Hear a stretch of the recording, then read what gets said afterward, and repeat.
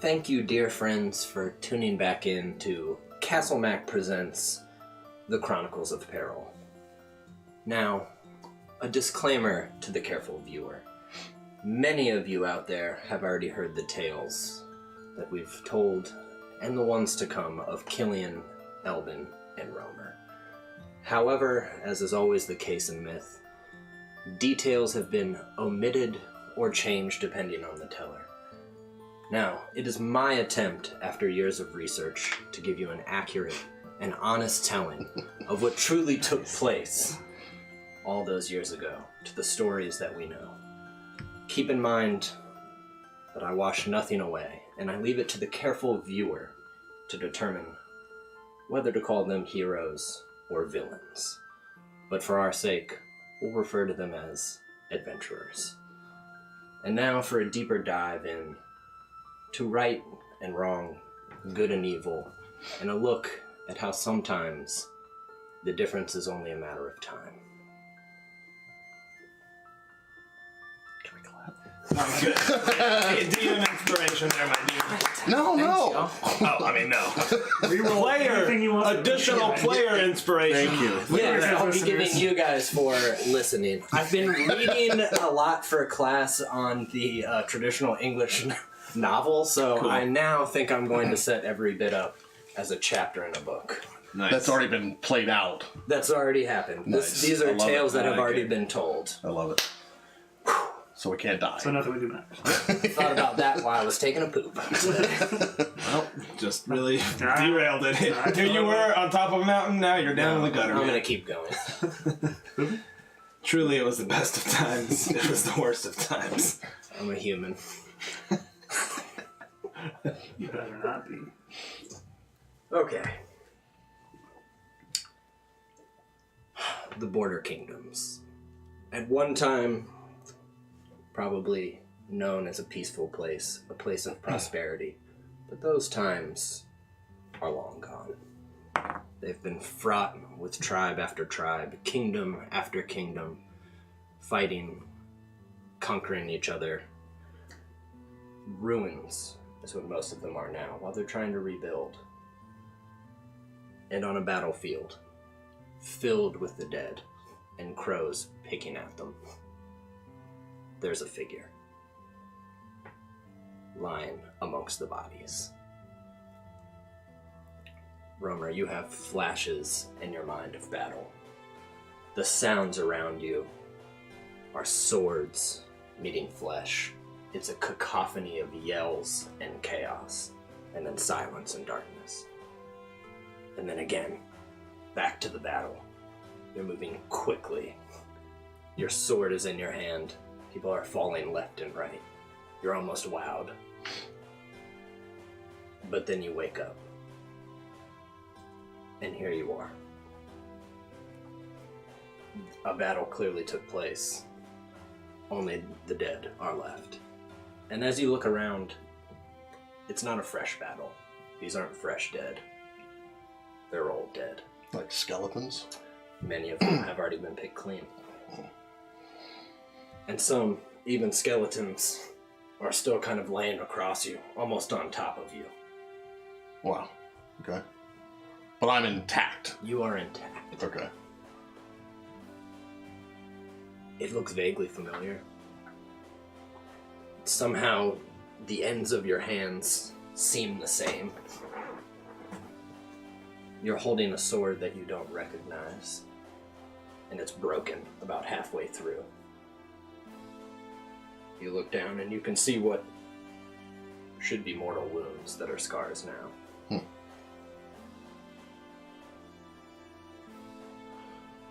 I kind of furtively look around, and are there still crows at this point, or are they crows in one of the visions that I had? No, there are crows all over the place right now. And in fact, if you look around, there's all their small caws and picking. They all stop in unison.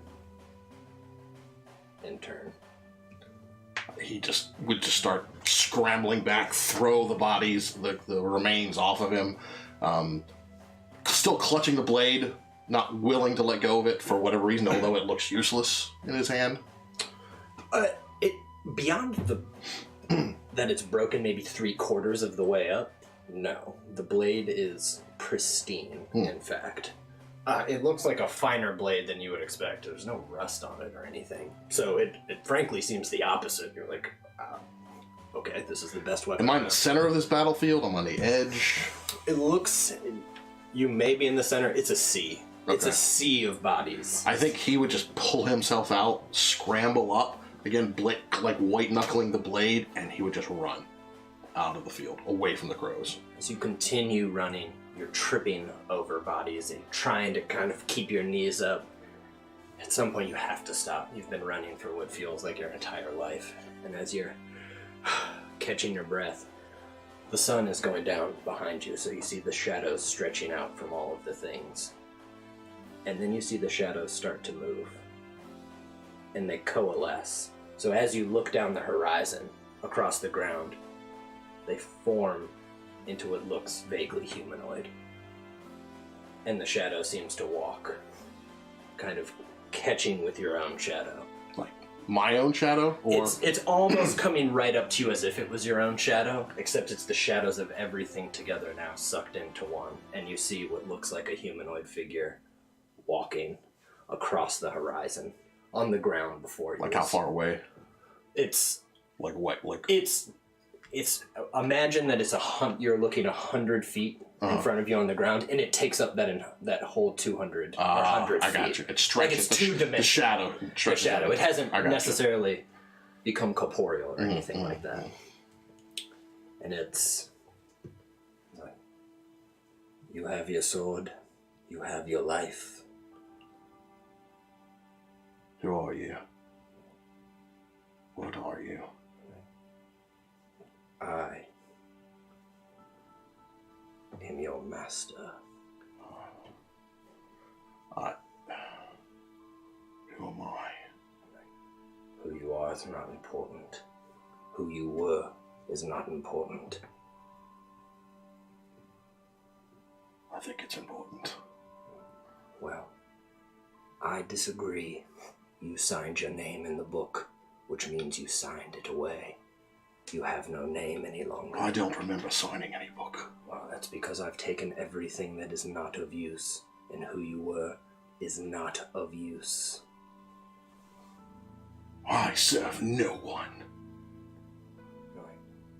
It's silent for a moment, and you start to feel heavy and weak, and you look down at the wounds, and they start reopening before you. He just kind of like falls to his knees, just kind of looks up, gritting his teeth. So this is the price. Life for servitude. Okay. The price is completing what I ask you. I, in fact, have already upheld my end of the bargain. How do I know that? Because there are rules to these things. There are rules to making bargains and pacts.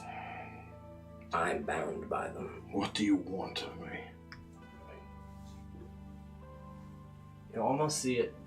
You can see almost a humanoid head turn in your vision and look off. For now, I want you to go to Cholt. No doubt you won't quite remember where that is, but you should find it to the west, deep in the jungles. Just wander around in the jungles? No. You need to find two, or someone like you. One of them will have a raven. It's the only raven in the country. Anarchy. Find the raven. Help the raven's companions in their quest. And that's the price for me to live. Price? I suppose so. Your price is that you'll do as you're told, and then you'll be released. I don't like the sound of that. I know your heart and who you were. I know that you'll do this. I know that every piece of you aches to go on a little longer. You're a shit. Your wounds start to open again. Oh.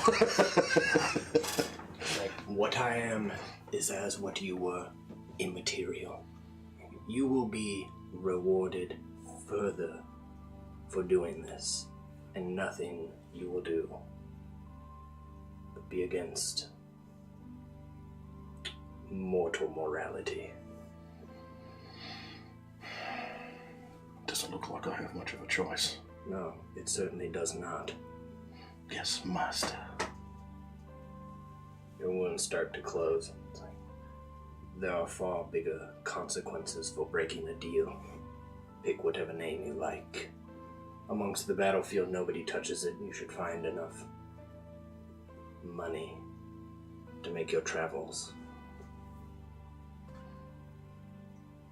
And I'll tell you what, if you continue to do as I say, I'll give you a few pieces back of who you were. That is me being generous.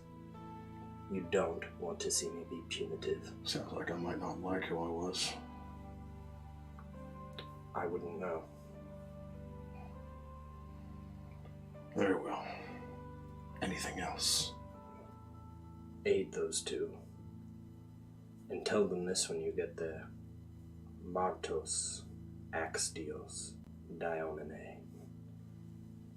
And with that, the shadows reform, kind of to where they're supposed to be, where you would expect that.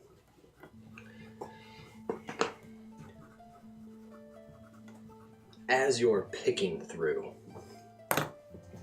looking for clothing that'll at least fit even until you can get to another civilization. Right. And gold. You look down at the sword, and you're looking at it for the first time. And the blade itself is spotless, and it has tiny runes that are But it's still broken. engraved. It is broken, but as you even check the edge, it's sharp. You're like, oh. And as you look, there's a dark kind of metal, and there's bloodstones that are pressed into it. I mean, it looks like worth a fortune. But as you're kind of going through it, you see close to the hilt on one side writing, and you look at the other, and there's more. And it's not in common, but it's almost an archaic language. But you understand what it says implicitly. It says Ajatha on one side, and on the other side, the drinker. Sounds nice. I'm going to tell you what it does. Ooh. It is a +1 longsword. It will also act as a pearl of power. And, chiefly, it has an ability called Drain Magic. When you hit with an attack from this weapon, you may force the target to make a DC 15 con save, or they will lose a spell slot of the highest level. DC 15, I'm sorry, con? Con. That's cool. Jesus. And is that in lieu of an attack? No, it's if it hits, you can It'll just do that anytime I hit? You can force them to, yeah, if they're a magic. That's cool. That's really good. Drink up. It's like you have a spell slot, and I have a spell slot. A Pearl of Power, is it, remember, 1/3 or lower? Is that what it is? It's a third or lower, it'll recover a spot Okay. for it. Which they don't deal anything together, it's just separate, so it's still the same once a day Pearl of Power. Like Correct, that. correct. Yeah. Wow. Alright, well, I can reforge it real quick. Does it work? You can, no. With that, you travel for months. You finally make it to Cholton. You found a bit of the rot. You've continued to circle it. And we cut back to the present. The two of you, as last time, have just kind of folded back into this plane from a plane shift from the Flyness, in fact. Mm-hmm. And here you are, looking at now, where there were trees, there are now stumps, and they're all black. They almost look like they're covered in oil. For a moment, everything is screaming, the entire forest. And you can see, Killian, that Elbin looks almost in pain for a moment. He would reach out and grab his arm, try to steady him. This place is making me sick now, Killian. We'll get to the bottom of it. Just hang in there. Elbin's eyes go gray for a moment, and you're sucked across this ruined landscape to a great tree. You go within the bark itself, and you hear 3 voices. Once you're inside the tree, it's still almost like a small ecosystem in there, and you feel comfort. And you hear the first voice, Shepherd. And another, we need your help. Press deeper into the forest and the rot. Please. Am I just listening or am I there? You can talk back. What will I find there? An evil. Something that should not be here. I'll end it. You feel almost like there's a great strain of even trying to have kept you there that long until you're brought back and Killian's holding you. You alright? I'm alright, we have to keep going. Of course. As the two of you say that, you now spare a look over. And there's a figure between you and this other party. It looks like a humanoid with a part of a cloak kind of over the face. You can see a couple bottles laying down. And beyond that... Have to, man. You see, Killian, what you know are undead servants. That should be fine. There are undead servants, and there are 2 humanoid figures. One is a young male with a shaved head and tattoos. Killian, you know exactly what it is. And behind him is a woman. It looks like in an adventuring clothes, like kind of pants, boots, a white kind of billowing shirt. Looks beautiful. Kind of white blonde hair. And she's being served a drink in a goblet by one of the undead servants. It's like... she's like... And they all seem to be kind of regarding this figure, and then they see you.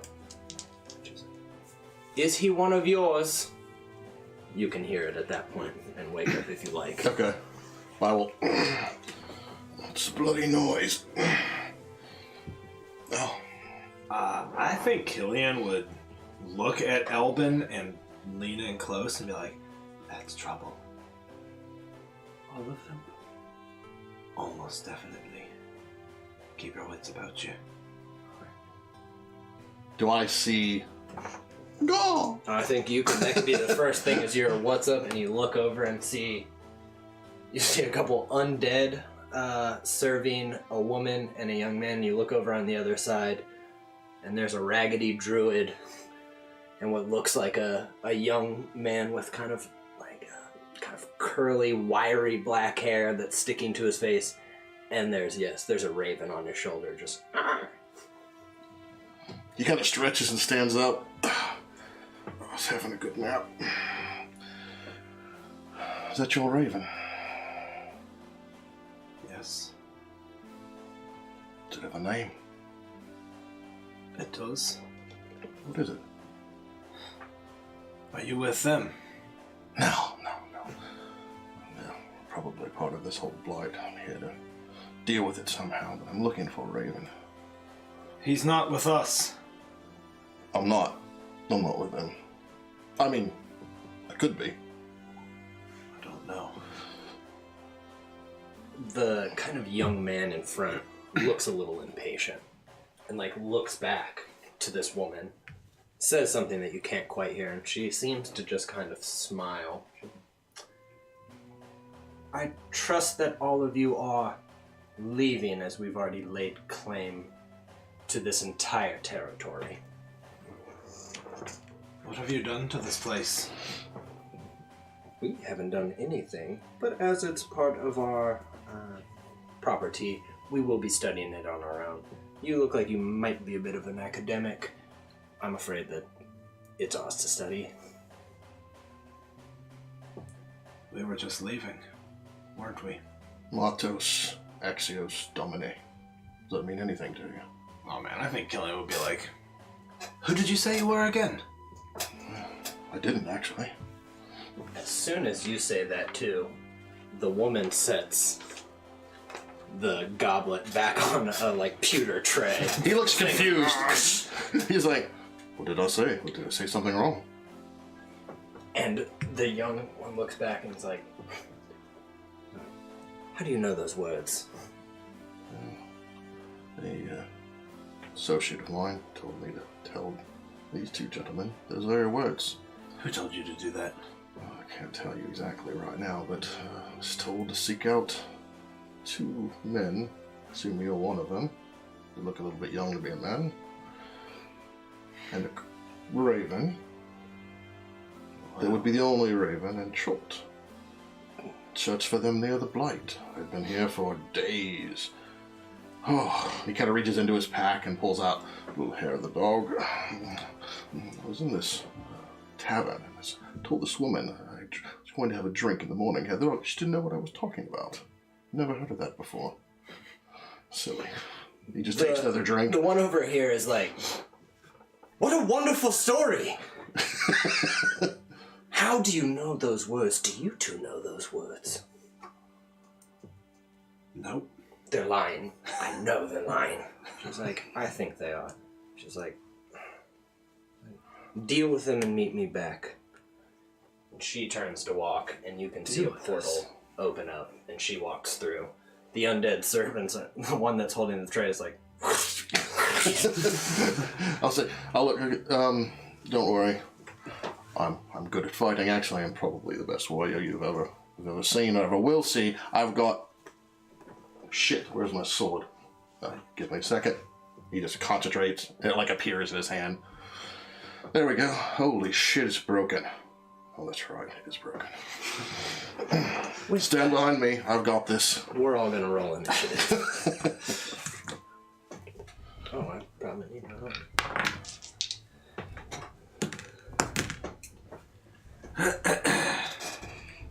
Let me guess. You go first. Yep. What do you want me to? You want me to zoom in over here, Sean? Yeah, I think that would be best if you would. I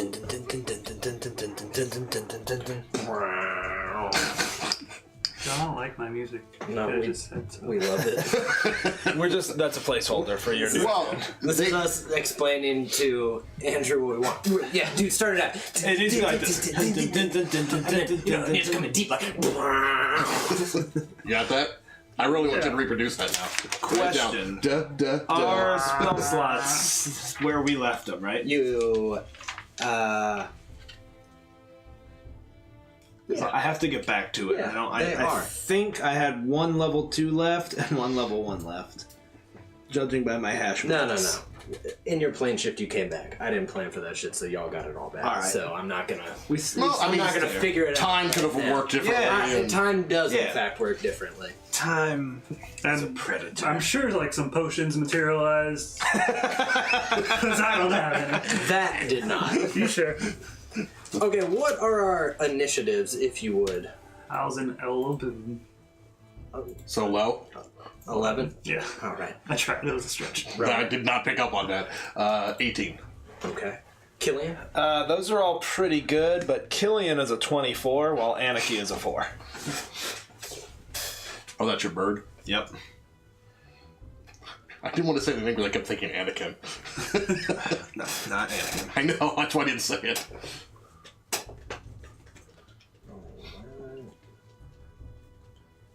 Let's see. Okay. Well, it is as it stands.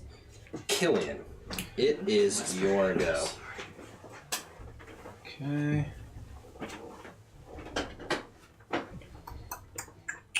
I think Killian will. I think he'll put his hands together, and then as he stretches stretches them out, mirror images of himself fan out around him. So he will cast mirror image using a level 2 slot, and I think with electricity now arcing between his fingers, he's staring directly at the young man with the shaved head and walks straight towards him. But not full movement, just about right there. I love it. He got murder on the mind, just if that wasn't clear. The first thing that you see is he watches you, and you almost see what looks like an illusion that's just now kind of, it's being dispelled. The tattoos remain, but the rest of the adventuring gear kind of fades away, and you see billowing red cloaks and a high collar that goes up, and it's just, and he has a wand.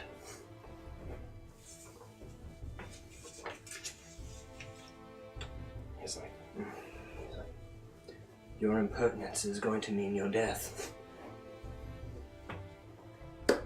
And then, 3 force missiles. I will put a shield up that will block all 3 of them. They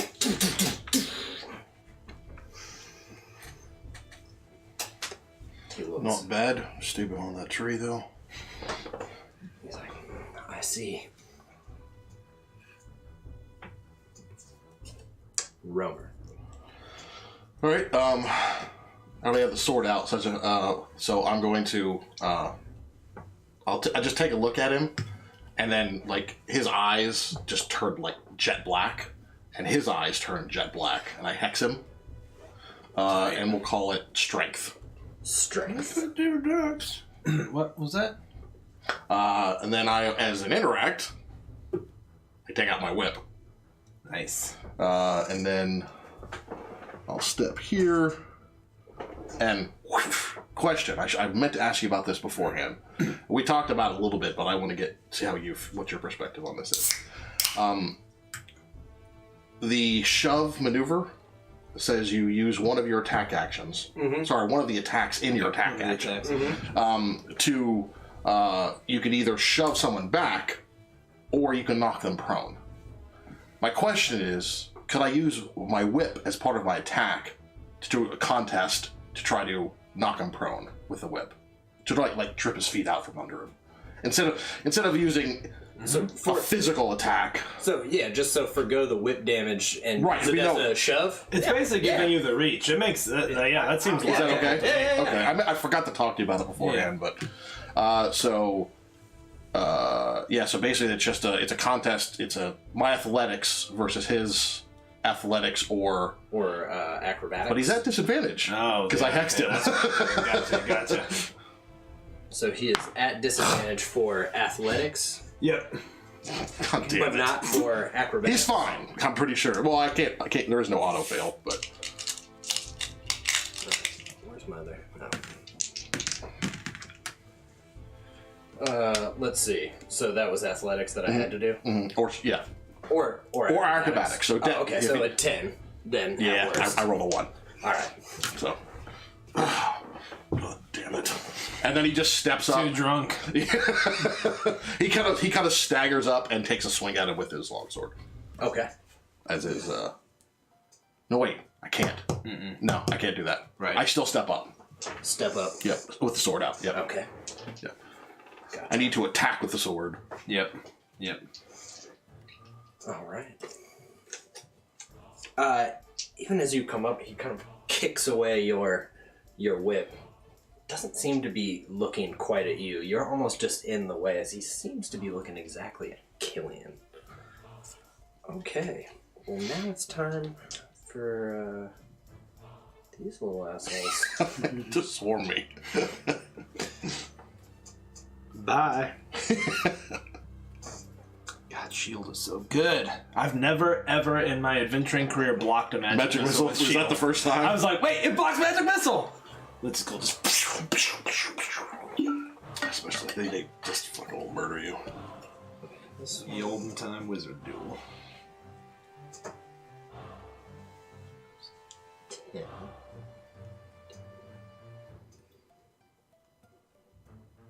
Yeah, they're not dumb. Well, they are dumb, but...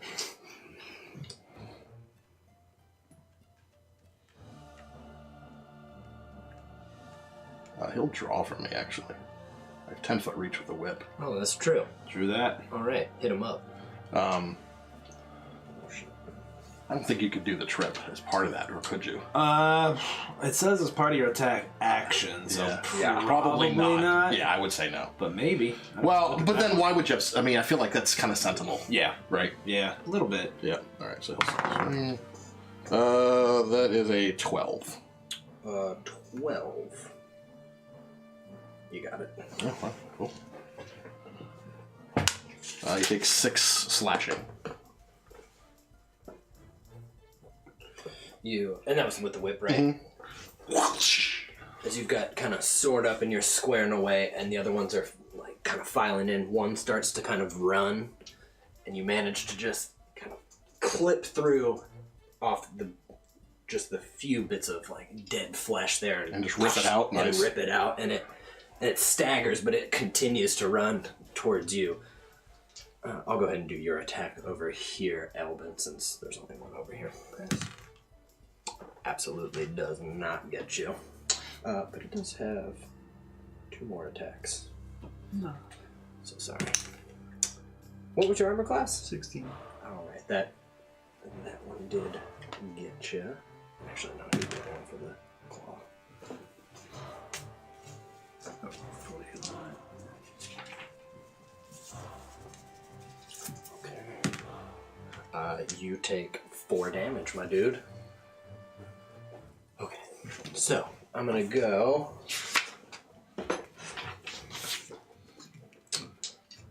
Okay, so right here, Romer. This is a bite. What's your armor class? 18. No, definitely not. And then here are both of the claw attacks. Oof. And then Hang in there. here's this one's bite.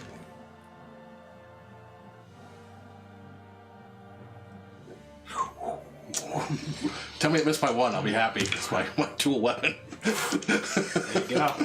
All right, it did miss by 1. Okay. Yeah! Okay, this one got you with a bite. And you take 6 points of damage. Okay. And then here are both of the claw attacks from that one. 1 got you. Okay. For 7 more damage. Okay. That is them. As you can see, one kind of just T-1000 runs to you, Elbin. Just the rest just file in. And the way that they're moving, even though it seems a bit slower to you, Romer, they seem like at one point, even just some of the way that the few muscles and sinew they have, like, those are soldiers. They were at one time soldiers. So I get 3 times? Right? You got hit 3 times. Yeah, 3 times. Okay. Oh, is that 3 concentrations? Yes. Made it. Made it with a 10. Spirits. And I failed it on the... I lost on the last one. Lost it on the last one. Okay, so as your eyes, you can see he looked almost encumbered for a moment as he was looking, and then you see it. Elvin. Okay. Out from me leaps Mr. Spirit Bear. Oh, shit. So that's Daddy like. Pretty tasty. Daddy like. 9 for everybody. Oh, shit. Including Anarchy, which is hilarious. Yeah. She goes from 1 hit point to 10. Yeah. And then I will just Primal Savagery guy in front of me, so that's a 14 Wisdom save for him. Oh, wait. No, wait. Spell attack. Why do I have 14 Wisdom here?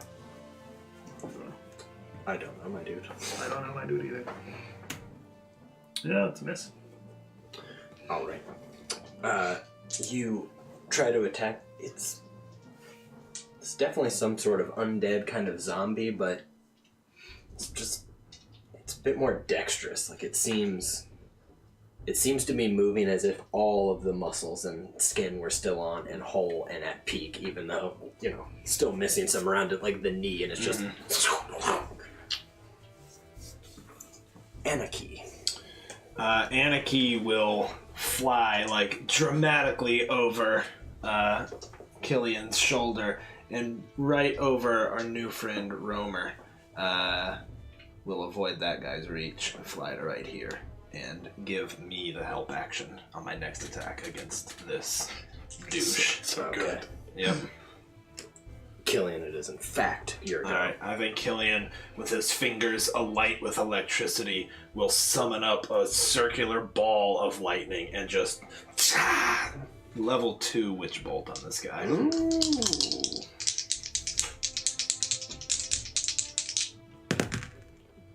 Oh my god. I think that's gonna be a hard miss from me, dog. Really? Afraid I think so.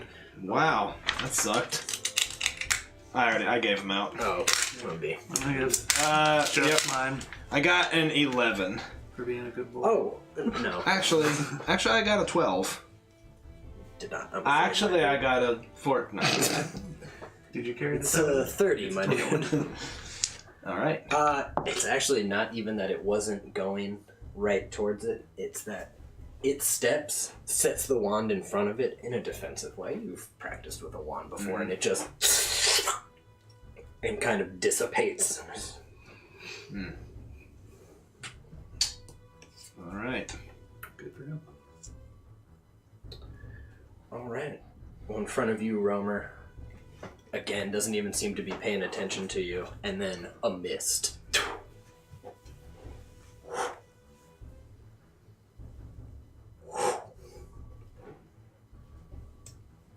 You better believe I'm turning to face this fool. Consider it believed. Going too far. There we go. Okay, and then let's see. Okay. From it, see him kind of pull it around, and then 3 rays of fire just erupt from the end to the just Tight. all coming towards you. Yeah.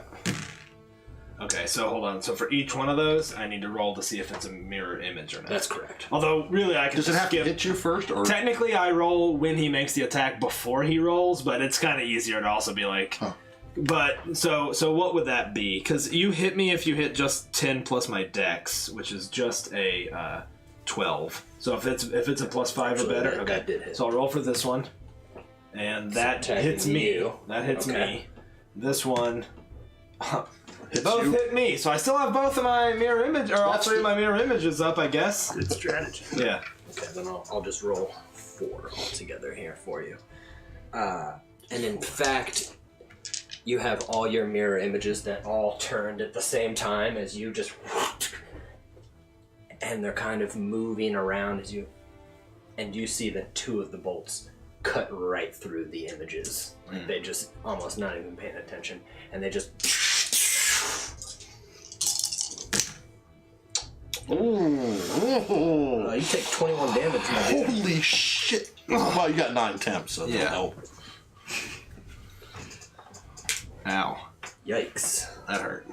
I didn't think that was gonna That happen. was ugly. Okay, well, Romer. I should have raised the shield. Whatever. I didn't. Alright, well, I'm just gonna start laying into these guys, so I'll...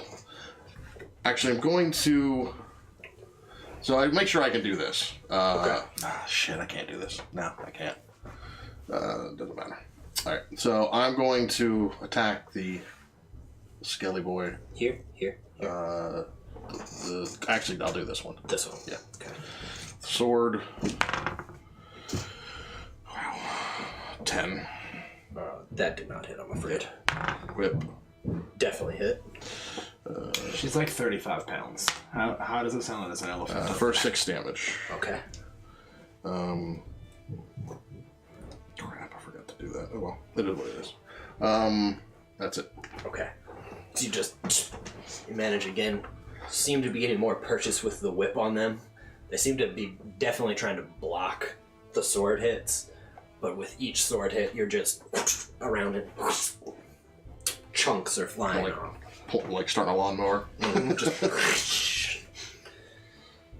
okay. Alright. It is them. bite? No.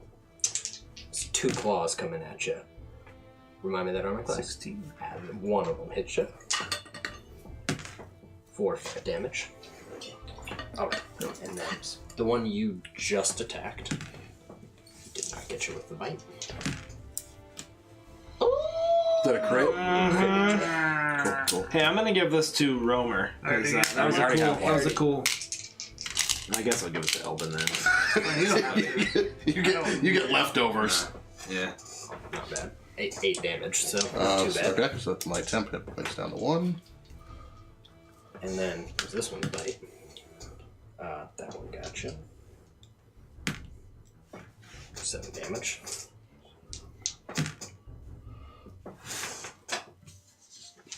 Okay. One more got you for 5 damage. Okay. Okay. Almost unconscious.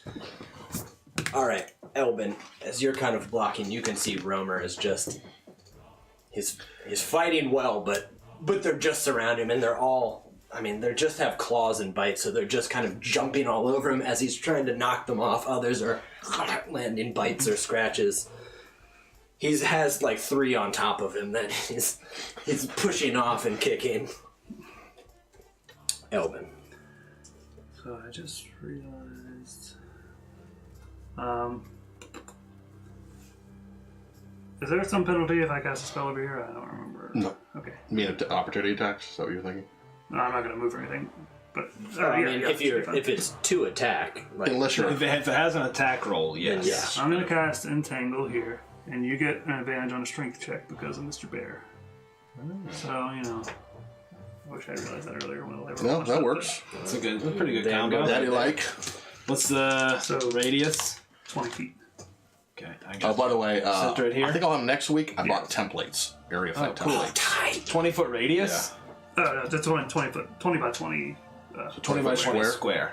So 20 on a side. Yes. Got it. You want to do like right here, Yeah. or a little wider? Start here. Sure. 20, 20, 10, 20. And they're making 14 Strength saves. Does Anarchy have to since she's flying? she's flying. No. I'm not gonna have that. 21. Do it as they lay. Good for them. Good job, guys. Nice. I'm happy for you. This one is entangled. These 2 are fine. Okay, so Do you want restrained. me to mark the entangled ones? Please, just this one. They can use their action to. Right, but if they go through the next... No, it doesn't work that way, does it? It's just difficult terrain. Just difficult Yeah, just terrain difficult now. terrain after that. Yeah. Yep. Sorry. Whatever. You're rolling hot. This is Yeah. fine. Really proud of you. Turned out to be a fine young man. I guess that's me then. Whew. Didn't know I'd be opening this hot, y'all. Sorry. Is he's restrained right now? He is, yeah. Okay. Alright. Anarchy is going to fly around here, and Romer will see her start squawking and flapping her wings to distract this and give you the help action on your first attack against that target. Killian will spend his last level 2 spell slot, in fact, to cast a Dragon's Breath. Ooh, yeah. So I think you'll see that, like, his nostrils will start smoking. Looks like he's in pain. But then he is going to take his mistletoe dart out and just on this spellcaster. Forgot I gave you as fast as that shit. Weren't those the same ones you gave us in Prince of the Apocalypse? No. Those were awesome. Those were great. 17? Oh, yeah. You got him. This is far superior to the Oh, cool. bullshit. Holy shit. 10 damage. So it is poison. Yeah. Irresistible. You, and then, and it just, in the wind, it catches here, and you can see that veins go black for a second, and it's just coughing up some ichor as soon as it's in. Takes out the dart and throws it on the ground, and it's just. Can you reuse those? Once per day. You shot at him. Yep. I Anything shot else? at you. And you cast Dragon's Breath. I cast Dragon's Breath as a bonus action. That's it for me. Okay. It is it. Me. Oh, yeah. So I've cast all 3 of my level 2 slots. Okay. Points the wand at you, and you can see frost forming on the wand itself before a ray of it comes at you. Okay. Well, doesn't really matter because I don't think that'd hit me. Yeah, no, it doesn't. That would have been my illusion. Yeah, I gotta remember that. So, Yep. you can see that now. It's almost shaken. He's almost shaken for a minute from being knocked off this way. Romer. It's a lot of undead around me. I don't like this. I want to go deal with him. Misty Step. You can fire breath at him. I know you'll give me advantage, but... Yeah. and then I'll take a swing at him. Take a swing. Oh my god. Whip. You Misty Step. Stumble Still out. drunk. Still Stumble drunk, out of apparently. it, go to swing. What? You were there a second ago. Now you're over there. You must be using magic. And you also see that he's moving fairly deftly as well. Like he's definitely a trained caster for combat. So he's kind of blocks one and steps out of the way of the other. Okay. Alright. Well. 10. That's actually 20 because it's difficult. Oh, that those are trees. They're stumps, aren't they? Shit. I was thinking you had cover. So if you want, Sean, you do technically complete their move before they... You don't have to move them all, then attack with them all. Just if that changes what you want to do.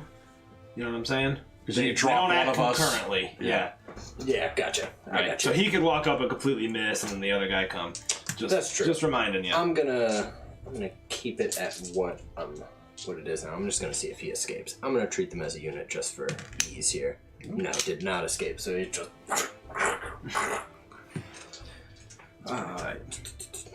This one is attacking you, killing. Here's the bite. It is a mirror image. Okay. Only needs a 12 to get me. It did. Does. Okay, so down to 2 images. I didn't have time to cast mage armor, so... Okay. Well, I did 2. Well, I should have done those one at a time. Both of them hit. 2 claws. Okay.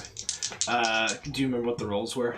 Yeah, one was. But my shield doesn't kick in until after it would hit me. It's weird. That's Yeah, why you're supposed to roll this first, because then I can know what it's hitting. You're right. So I'm a little... So, okay. We'll just roll it. Okay, that's my image. Also my image. So now all 3 images are gone. Got it. Okay. To you.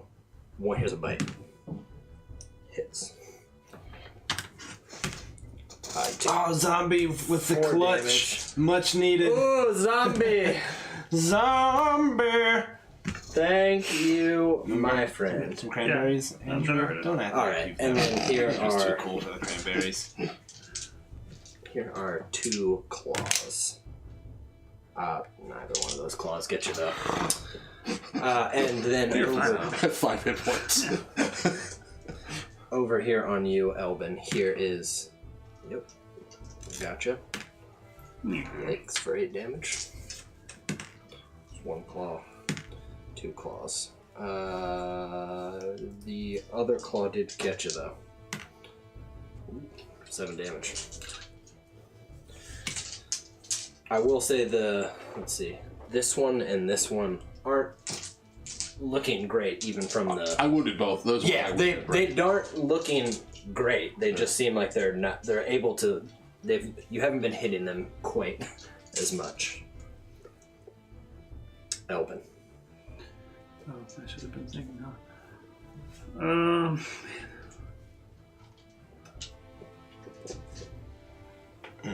No good. good places to breath.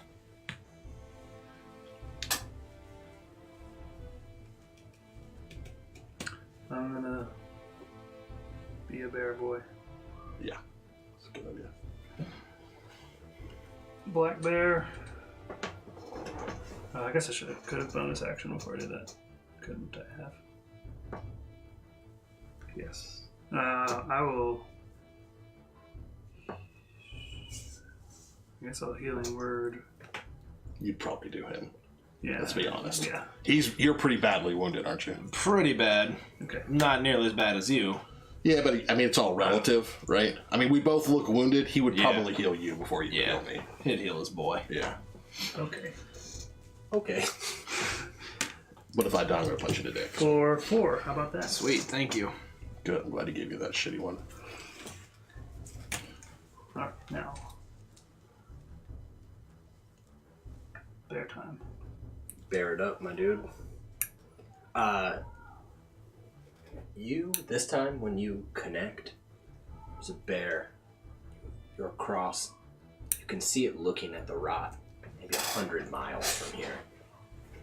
Almost afraid, but then you connect to its mind. And you feel its courage rising as soon as you connect. And then as you look back down across this blighted landscape, 2 paws come into this dirt. I just realized he probably painted that just for your. That's awesome. I didn't. He likes it better? Yeah, yeah. Yeah, he does, apparently. He always says it. So. What you got to do with Anarchy, my dude? Well, I think she will. Golly. I think she'll rush here and give me a help action. Tight. No, you know what? She'll fly here and give the help action. I think the other guy's just a little too far. She'll give him the help action. Okay.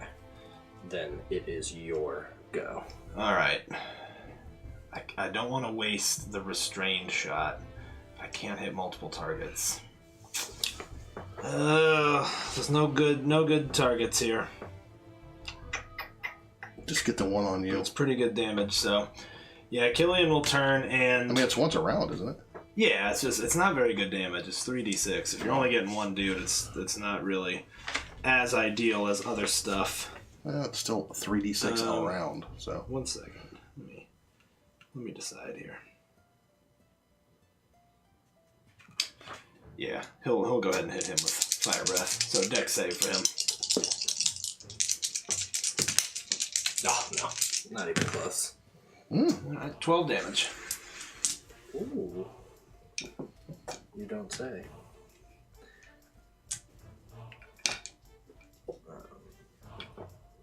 You said 12 damage, Yep.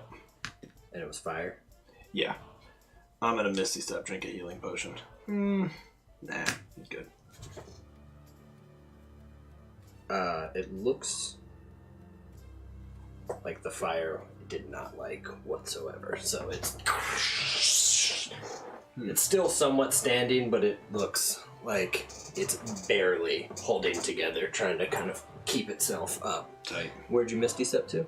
I did. He didn't. Oh, my bad. He said not to. You said drink a healing potion? Yeah, but I decided not to. Okay. That's all? That's it. Alright. Pass.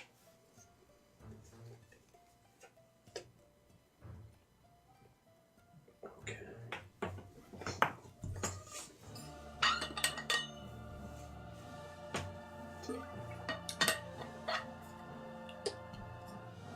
Alright. And that you're right next. Reaches out a hand to grab you, and you can see electricity coming. Just. Let's go ahead and re-roll that one. I can't see what it You was. got a 20. Oh, yeah, thank you. Yep. Thanks, zombie. That's Yes. a miss. You Nice. kept me alive. Zombie. Zombie Save the day helped ya. again. As it goes to grab, and it almost feels like your sword moves on its own to just kind of blocking. Nice. Just I think the zombie knight deity has really looked out for us. the zombie knight deity has helped y'all. Roamer. All right. I suppose I should kill this one next to me. Thanks, bird. Advantage on the first one? Yep. Mhm. Sword. Okay. Yep. 17. God, yeah. How is all that noise from such a small creature? 7 damage On on Skill Lord. that's a dime idea. He's just kind of like, this goddamn skeleton. He just kind of swings at it and just hits the skull. And he's kind of waiting for the blade to kind of get caught in the skull, but it just shatters the skull. And it. I get temporary hit points back. Just And that's much better. And then I'll give him a whip. Probably not. I don't think so. Okay. Alright, let's see if this one escapes over here. No. Nice. This one is going to be at disadvantage because it's on fire. Tight. Nope. Nope. Here's the second attack. Yes. That one But yeah, he'll burn a shield. Keep from getting wet. misses. And It's like a here heal is- spell. Yeah, basically. Nope. Cool. So, I don't. She's 35 pounds. How's that making so much noise? what's actually, is it 10 for a 11. bear? 11. Okay. Never mind, that doesn't hit. That one does. For 5 damage, and then the last, yes, also hits for 4 more damage. Is that concentration? Entangle? Oh, right. Twice, I guess. Right? Yeah. What am I Which after? tongue? Probably not. Nope. It's fine. It did its job. It did. Job. Was it still difficult terrain though, anyways? Or is it all gone? No, it's just gone. It's all gone. Okay. Is Alright. that concentration? I'm pretty sure it is, but I don't remember. Yeah. I should say, right? Animal. Yeah. Yes. It is your go, my L bear. Spanish for the bear. I will bite. 12. Yeah. Got it. Nice. 3. Good roll. Okay. Good roll. And claws. Hit again. For 8. How do you dispatch this? I just right through his midsection and just fold him in half and toss him to the side. And just slides across. Anything else from you, my dude? I will. No. I feel like El Bear would go help Killian. Yeah. Despite Andrew Bear not thinking that's That one looks like it's barely hanging on it. It's barely hanging on. Anarchy. Alright, Anarchy, seeing El Bear coming, Killian wants to kill that dude for very specific reasons. So Anarchy would go over and give him the help action. Give To me the okay. help action. Got it. Yep. And Killian is going to, at the risk of an opportunity attack, take a step out. No. And he will cast a Witch Bolt on this dude. Again, just like summoning it between his hands and then trying to send it forth. That would be a 17. That hits. Tight. You can tell I barely had 2 shots. 11 damage. Oh, shit. Nice. And he'll just be like pushing it into him. Just it's surrounded. He's almost trying to push out from the electricity, almost to push it off of himself. Like if it's a bag that he's within, he could just break it, but it's holding. And holding Witch Bolt is concentration, so his Dragon's Breath drops. Okay.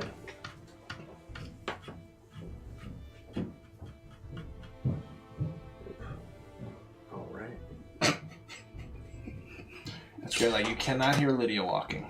No.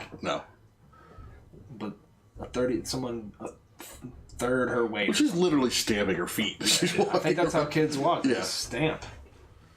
She hasn't learned to stealth yet. Yeah. Yeah, she definitely has disadvantage on stealth. All right. Again, points a wand out to you, and you can see Frost, even though it's being almost electrocuted. It will make a disadvantaged spell attack. And he will. Actually, I'm going to use. Man, he's going to cast a shield. Yeah. okay. Which brings me to a 17. Oh yeah, you missed. Not You my so mage you're armor. Really need that mage armor. all right. Rower. All right, I will take a swing with the sword. Yikes! I don't care. I'm gonna spend it. Do it. Yeah, there we go. Mm-hmm. For 7. Does he have any spells on? He doesn't have anything going on him then.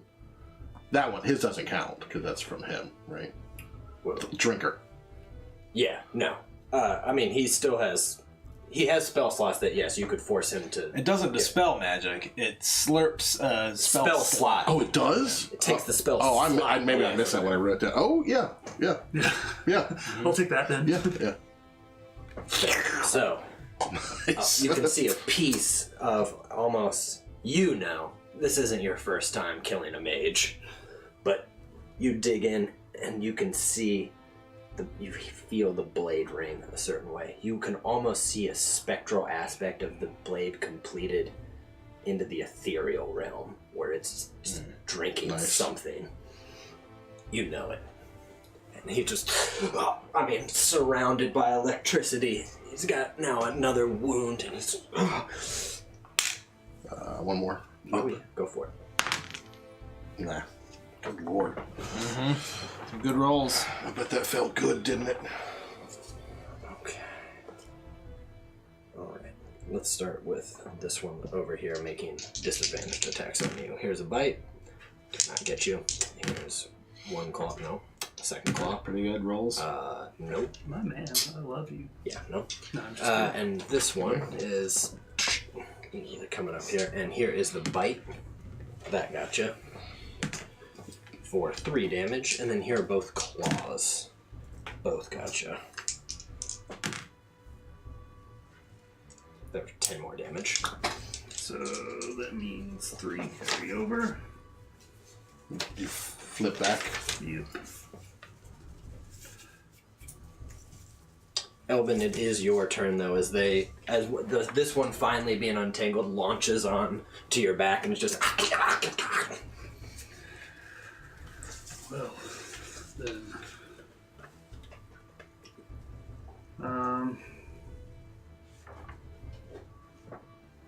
I will.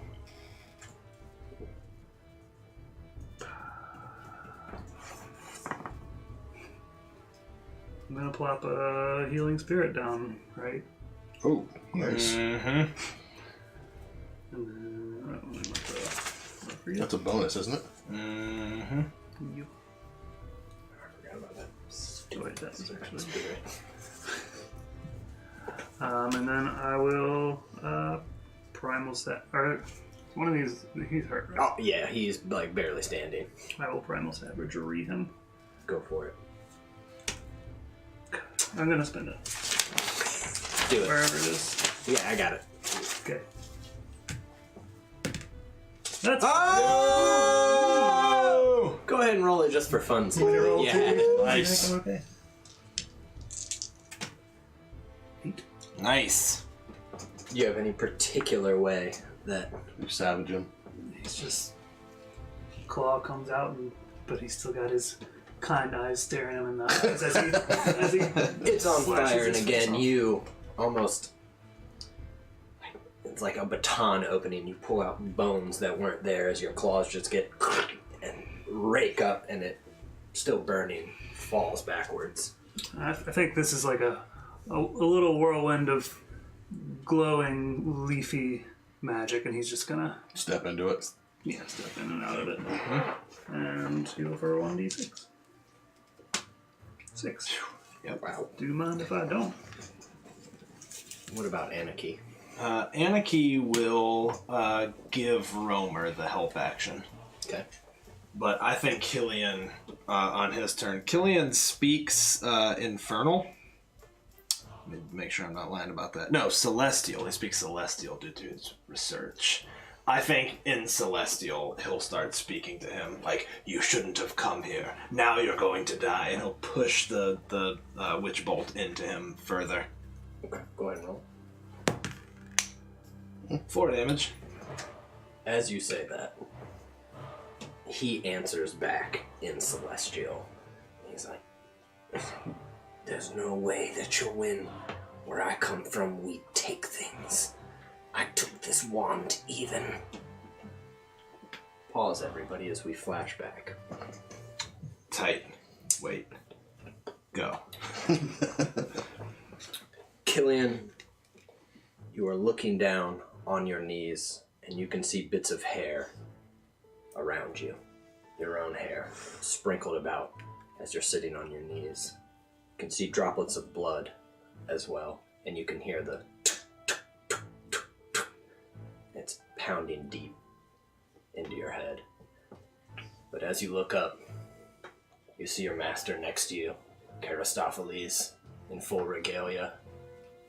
You can see the large, kind of vaulted seats above this chamber, Maisie, cut it out. filled with those ready to hear and to judge. And you hear a voice you can't quite see yet. It says, "Killian Lorca, you have your thesis that you would like to say." Killian would stand up, wipe some blood from the side of his head. That's right. As you know, because we've demonstrated it time and again, I have improved upon my master's original research, and I've discovered how to harness the very energies of life and convert it into arcane mastery. I think he would stare at them for a second and look at his master a little bit, hoping he can give a demonstration. And I think he would already have, like, a potted plant ready. Aristophanes is like, "High lords, archmages, a demonstration, of course. We don't rest on just ceremony, but evidence. Like, proceed, Killian." I think he would pick up the plant, just be like, "Life is abundant, and it's renewable. And behold, we can harness the power." And I think he would channel a witch bolt, and as he's channeling it, you would start to see the flower wilting into nothingness and decomposing into the pot. He'd be like, "This is only the beginning." I think he would kind of toss the pot on the ground. It shatters. Aristophanes looks to you and looks up.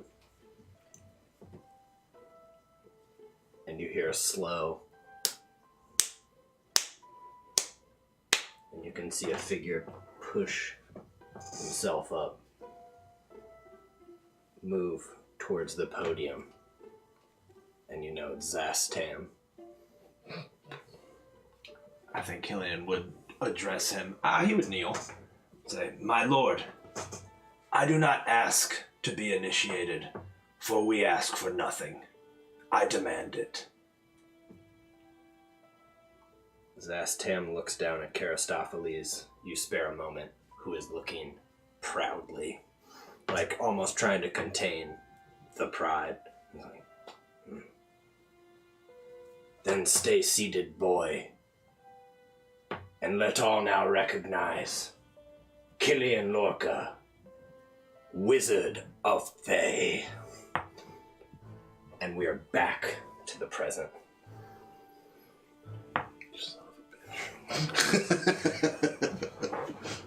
And as those last words, like, "I've earned everything," you continue to push forward. You don't even recognize that you're walking forward as you're saying it. And it continues to crumble. And then you can start to see the pieces of skin flecking off from the electricity, falls to his knees, and you pull what feels like his life right out of him. And as you do, the wand comes with it, trapped in your witch bolt, and Anarchy catches it in the air and lands. With that, you will have torn up this one. We're going to wipe the board on that. With that, we're going to take a break. Woo! Man. All right. Hey everyone, Steven from Castle Mac here. Wanted to take a moment to play this video over the break so that we wouldn't eat up time when we come back, so that we can get right back into the role-playing that we think you're here for. Wanted to sincerely thank you for being here. It truly means the world for us, really, you guys. We're overwhelmed by the support that we receive from you all, so truly thank you. Let's get some administrative stuff out of the way. As you may or may not know, you can find us on YouTube. There's a link right down below the video. We've got all kinds of links down there. Or you can find us at youtube.com/c/CastleMac, or searching for Castle Mac will pull it up. I do my best to get all the videos up within 24 hours of their live stream, so there shouldn't be much of a delay. Usually I'm faster than that, and sometimes just a little bit behind. But every back episode is there, so you can go check them out. Finally, you can find us all on Twitter. That's pretty much where we mostly hang out in the social media world. All of our Twitter handles are visible within the player tags, although we're pretty easy to find. Just do the @CastleMac and it'll fill out with the 6 of us. So give everybody a follow and let's talk D&D. It's pretty much all we want to do all the time. Another link down below you'll see is our Bandcamp. All of our music is completely original. This is done by Castle Mac Andrew, and he's done just a phenomenal job. You can go listen to those tracks individually at our Bandcamp link. You can also purchase the album if you'd like to show him some support.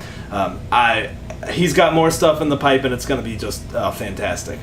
Finally, we do have a podcast. Speaking of audio, you can find us on iTunes under Castle Mac and other places that good podcasts are found. We're a little bit behind right now, but we're going to be caught up and have all the episodes for your audio pleasure. Finally, our Discord. The link is down below. Again, this has probably been the biggest hit with us. We love it so much. Lots of people come and hang out. We've made tons of good friends, lots of new friendships forged there. It's just fantastic. It's a really good community. So we invite all of you to come join us and have a good time. A lot of times after shows, we will hang out in the Discord voice chat, so you guys can come and we can all just kind of hang out a little bit. It's a lot of fun. Finally, let's talk about Divine Inspiration. As you've probably seen by now, every 500 bits or subscription equivalent earns our players a divine reroll. We think this is a really fun way of letting the viewers sort of act like they're the gods of the realm. They can subtly guide the actions of the players, whether it's, guiding an arrow or moving a shield over just a hair. So we really appreciate that. That is the immediate tangible benefit, but do want to talk about, what we do with those bits. We reinvest absolutely every dime we make into the stream, and you can look back at some of our older YouTube videos and see in a very short time we've come a long way. We really use that to pay for art. We've done tons of artist commissions, from overlays to character artwork, and we will continue to do so. We think artists make this community incredibly vibrant and bring visuals to life. I don't think any of this works without some of the wonderful art that people have done, and also equipment. As you probably know by now, if you spend any time with us, we have been making huge improvements to our audio, and that is really our number one focus right now. So we are saving up for a comprehensive audio equipment overhaul. Both Andrew and I have some background in recording, and we are really hoping to make that leaps and bounds better than what it is right now. We're really making do. It's challenging to mic a room full of people with broad dynamics, from whispers to shouts when people roll 20s. So we are being very thoughtful, and we're really focused on making that as absolutely amazing as we possibly can. And so you all are helping us with that. Every time you donate even a single bit, we really, truly appreciate it. Okay, let's get back to the break. We'll see you guys in just a few minutes. Thank you again for being here. It honestly means the world to us. So we'll see you soon.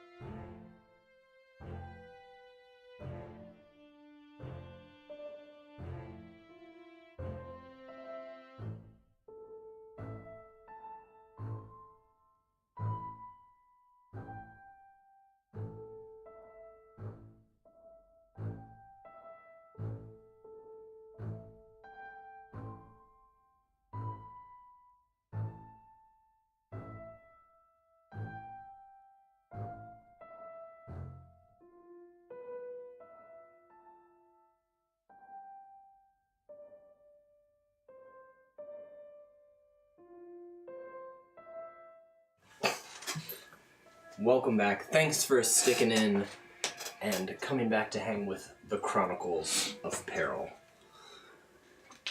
As many have stated the origins of Killian, who knows if the deeds that were done afterwards wash away the deeds of the past, as this Red Wizard of Thay has killed his own kind, standing with his friends, and has a wand in his hands. Which, as you hold it, it looks brown like a wooden wand at first, and all of that starts to crumble away like ash. And the wand itself is red. A deep red, almost cherry wood. And what you have is the red wand of Morgan. It is a +2 wand of the War Mage. Standard. I don't actually know what that So, is. it's +2, but you also ignore half cover for your spells. +2 to attack with your attacks. Tight. Yeah. It's fucking good. As well as a few other things. You can cast Mage Armor at will. Holy Whoa, shit. God. And, which won't really take effect until later, but I'm going to go ahead and tell you now, mostly so I don't forget. When you effectively counterspell, your wand will act as a ring of spell storing for the spell that you just countered. Shit. Wow. That's cool. Tight. So if you effectively do so, that will be stored. in That's your wand. awesome. I don't feel guilty about my sword now. Don't. Can we go ahead and level up too so I can get that counter? that would make things easier for me. Just saying. Be the icing on the meatloaf. Come again? Do I have to sit next to him? I think that's the worst part. Catch up in the cake. Tight. That's pretty And badass. even though you don't fully know what it does right at this moment, it's Anarchy looking at it that the red wand of Morgan is in your head. She's thinking it. So you are just kind of somewhere at the back of your brain like, the red wand of Morgan. I think when she flies over, he would kind of pet her and be like, "Thank you, other." Alright. That being as it is, that's what you have all seen. You are all standing really on the edge of what is green, thick forest. And before you, what is just strange rot.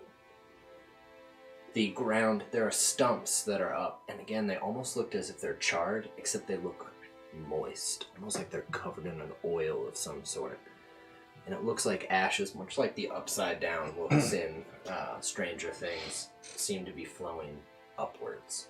There's no fire, but it seems like something was burning. And again, Elvin, just looking at it, it's like you can hear almost a person that's just in agony. You can focus, but it's like when you look at it, you're like, oh. I think given his memory, I think Killian would look at it all with some degree of remorse. A little bit of guilt on his mind. He would turn to Elbin first. Is this more of the rot? Yes, we have to find the source, I've been told. Thank you for helping us. What did you say your name was, or did you? I didn't. My name's Roma. Romer. Well, you're right, this is anarchy, and I'm curious how you knew that. Well, it's a long story. Well, my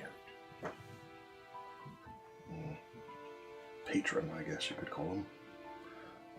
Master, maybe. I don't like either one of those terms. He's kind of a dick. I can relate. But I owed him some favors. And one of the things he wanted me to do, without explanation, was to come here and aid you. And to be honest, well, all of us have probably done terrible things in our lifetimes. I think I have. I'm not sure, to be honest. Not Elbin. Just kind of. Really? Really? Are you sure? I'm pretty sure at this point. What about you? Sure. We've all got regrets. Well, I'm talking about more than regrets, my friend. Anyway, that's another story for another time. Either way. Well, I suppose if you'd wanted to kill us, you could have done so already. But you wouldn't have fought us unless there was more information you want. So, I'm just here to help, actually. I'll take you at your word. Strange as that may sound. And he kind of looks down at the whip. God, I'm such an asshole for using this. I hate people who use whips. I don't even know why I did. And just sheathes his sword. Just I saw someone do it, and it looked cool. I thought it might be interesting. Just really got in my way, to be honest. Anyway, where did you all come from? Around. Fair enough. Let's go. Oh, shit. I think frantically and kind of only half paying attention to the rest of you, Elvin would start going towards wherever he feels. You have a very clear sense of where things are emanating from. No, not so fast. Maybe just have a drink. Yeah, for just a minute. Just to know each other a little bit better. Short rest. Could certainly do with the rest. I mean, we could probably all be healed up if we used that healing spirit. But Oh, that's right. it might have faded in the interim, so I'll spend a hit die. Stupid healing spirit broke his spirit. How long does it last? A minute. A minute. I don't know. Yeah. That's gone. I'm gonna spend one hit die. Ooh, back to full. Before we do a short rest, I'm going to do something I forgot I had. Yeah. Second wind. Yeah. Oh yeah. Because I'm a dumbass. This is arcane recovery to get a level 2. Also, while they're doing that, a big thanks to Castle Mac Raven for subscribing. Oh, shit. That, of course, for those of you who don't know, gives them a divine reroll that they can use as a reroll or make me reroll. Also, because I'm so happy to have Jeff back and everybody is coming together and been doing awesome, I'm giving everybody inspiration. Because we got the OG Check you out. Tuesday crew reunited From the way reunion back. tour. It's like 2016 all over again. 16? Putting the band back together. 2017. Earlier this year? No. No. Maybe. Because we've been playing for almost 2 years. Well, I mean, since I stopped the stream. But the OG. Oh, since we've been playing. We're talking. Oh, yeah, at least 2 years. Oh, at least 2 talking. years. Oh, shit. gee. I'll also have you know that the first part of this setup in Adventure played right into what I want. I'm making a few changes, but this actually, a lot of the environment and the idea of this comes from your own Castle Mac Raven's nightmares. So, Oh, good. Like, literally, she had a nightmare about this? no, she made it up and she was like, yeah, I got this idea and I had a plan for y'all already, and I was like, That's awesome. That's creepy. That's disgusting. I love it. I love you. Awesome. Deep into the psyche of Raven. it's always one of your nightmares. It's one of luckily we just fuel this game with nightmares. Okay, short resting then. Yeah. Elvin, I will say that you know that it is miles away from where you need to go, but you will have to go deeper. You can just feel that. So I do think as Killian is looking at the red rocket, he would kind of hold it up and close his eyes. Son of a- I was trying not to say that. Armor casts around him. you still gotta attune to it. Oh, right. Yep. What's attunement, like a minute? Like a minute? It is a long Long rest. rest? All Like right. fucking minute. Yeah, I forgot about attunement. There is that. But you have the info on it. You, I think, understand as a wizard what it and Anarchy knows. You But gotta get the will- vibrations down. Yeah, you will have You gotta to get the attune. harmonies. You have arcane recovery, don't you? I do, yeah. I got my. What do I get? I get half rounded up, so I get 2 levels worth. Got my level 2 spell back. I burnt a lot that fight though. I'm just gonna tell y'all. Are you pressing in? Yeah. So, where are we going? To the center of the rat, the source. It's this way. It's What's a few miles. What's behind it? Elbin's been chosen For by the forest or something. By Cool. the jungle. That happens. I suppose so. I do think Killian probably has been nursing this thought that this is atonement. Like he's specifically here, called out specifically for his plans. Mm-hmm. So I think he's actually kind of leaning into it, seeing it as a way out. So I think after Killian says that, Elvin would kind of just be walking and, like, offhand say, I was sucked into a tree, just like as he's walking, barely paying attention and saying it like it's nothing. he has his ways. Oh, everyone's weird. Well, that's true enough. Alright, seeing that I'm the warrior here, I'll take the lead. Make sure none of you come to any harm, especially you. You're just a child, really. With power. We'll talk about that later. There's a price for all power. Even yours. You get lost in the magic in the forest.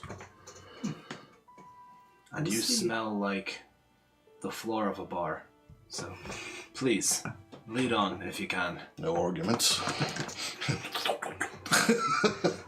Has a small trip on a stump. Recovers. looks back. Continues. He trips over the whip he threw down. Yeah. Watch out, something you There's could a- step on. The dead snake down there. Killed it on my way. Just continue to press on for a couple hours. And oddly enough, they're still all, actually no, it's overcast, which is strange. You don't necessarily see any clouds in the sky, but there's just an overcast haze. And the deeper you press in, you start to hear what's a somewhat strange sound. It's coming low at first, almost sounds like it's vibrations, but then it gets a little bit higher pitched as you go. Go ahead and roll perception. 19? 16? 8. Did you forget the team? No, I didn't forget the team. The two of you can both kind of hear. I mean, you can all hear, but the two of you seem to. You are like, that's not the sound that the trees should be making with the air around it. And for you, Romer, as you kind of realize you're walking closer to these stumps, that you're like, and it's emanating from the stumps themselves. The both of you recognize that. I have arcane sight. Gotcha. So I can do detect magic at will. Okay, yeah. So he'll just concentrate on the stumps and look around and look what kind of magic he's seeing. Yeah, all of them are necrotic, without a doubt. Like a heavy narcotic. Heavy narcotic of the stumps. I just empty my wine, we lick scoop it up. Give him a good We all lick. have a good party. It's fine. It's just That's what those people were doing first. Drinking stumps. This place is ours. We're necrotic. Enchantment would be another one, and let's see what else. And transmutation would be the other one. Quite a bit of magic. Yeah, powerful magic. All different types. Lead here. Do I feel something coming from the stump specifically? Or? You have the feeling, if as you get close, kind of lean down, that just the way the sound's coming out, the stumps themselves, it almost sounds like a hollowed out log. Like there's a recess inside of there. Like just the way the sound is coming, you know how sound moves off wood. I think he'd try, kneel down and use Druidcraft on it, see if anything can grow on it, or can... Nothing. It cannot, but it does seem, as you try, it's almost instead of as you typically are pulling up growth out of something, it's like you're trying to force it inside. And as you do, nothing will grow, but it seems, as it's, again, your Druidcraft is stronger here. It kind of breaks and snaps one of the top of the stumps, and you can see that there's something on the inside. You could kind of easily pull off the rest and kind of break into it if you wanted to. But at this point, you can't really see. But you've now clearly broken through. If Killian sees him going to make that move, I think he'll cast a mage hand to do it for you, so you don't have to touch it. Like, I think he'd put his hand on your shoulder and just control it, and a mage hand would start digging it up.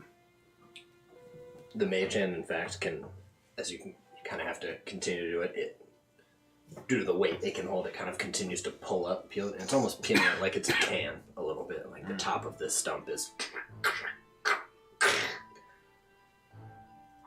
And with that, there's just more ash, almost, that's kind of coming up, almost looks like a haze of smoke. As the three of you, I assume, look over it. Mm-hmm. Mm-hmm. What you see inside nearly turns your stomach. There are humanoid creatures, small though, that are wrapped up in the fetal position. Coming out of their eyes looks like black oil and ichor, and they're sitting almost in a pool of it. There's like what should be veins or like vines look more like intestines, and there's just maggots kind of filling all of them. Rumor throws up, he's pretty hungover. Yeah. That's quite disgusting. And as the top has come off of this stump, you can hear some strange, low chanting.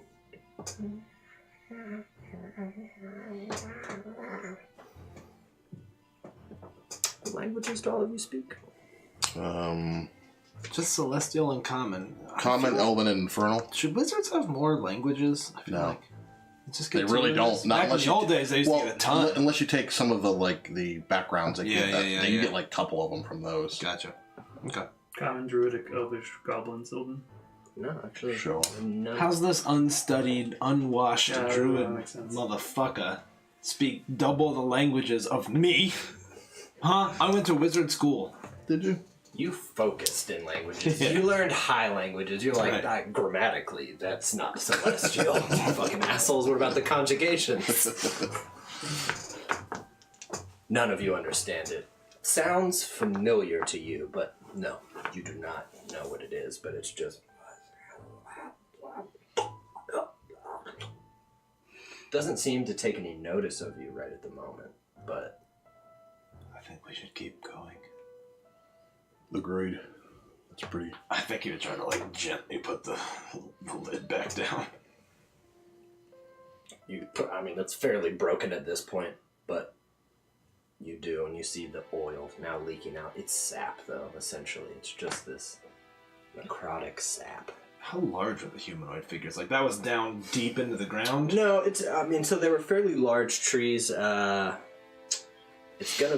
still looks like humanoid proportions, like your kind of standard human, but maybe only this tall.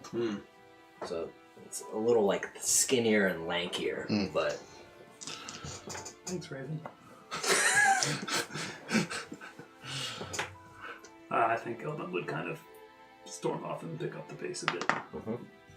What? Oh, Raymond said the size of Izzy, so... Oh, good. Yeah, thanks for that. The size of his. So it's stomping very loudly. Yeah. So you guys will hear the stomping, don't worry. No surprise attacks. So, do you know what this is? I have absolutely no idea. Elbin. That's why we're here, though. Needs to be stopped.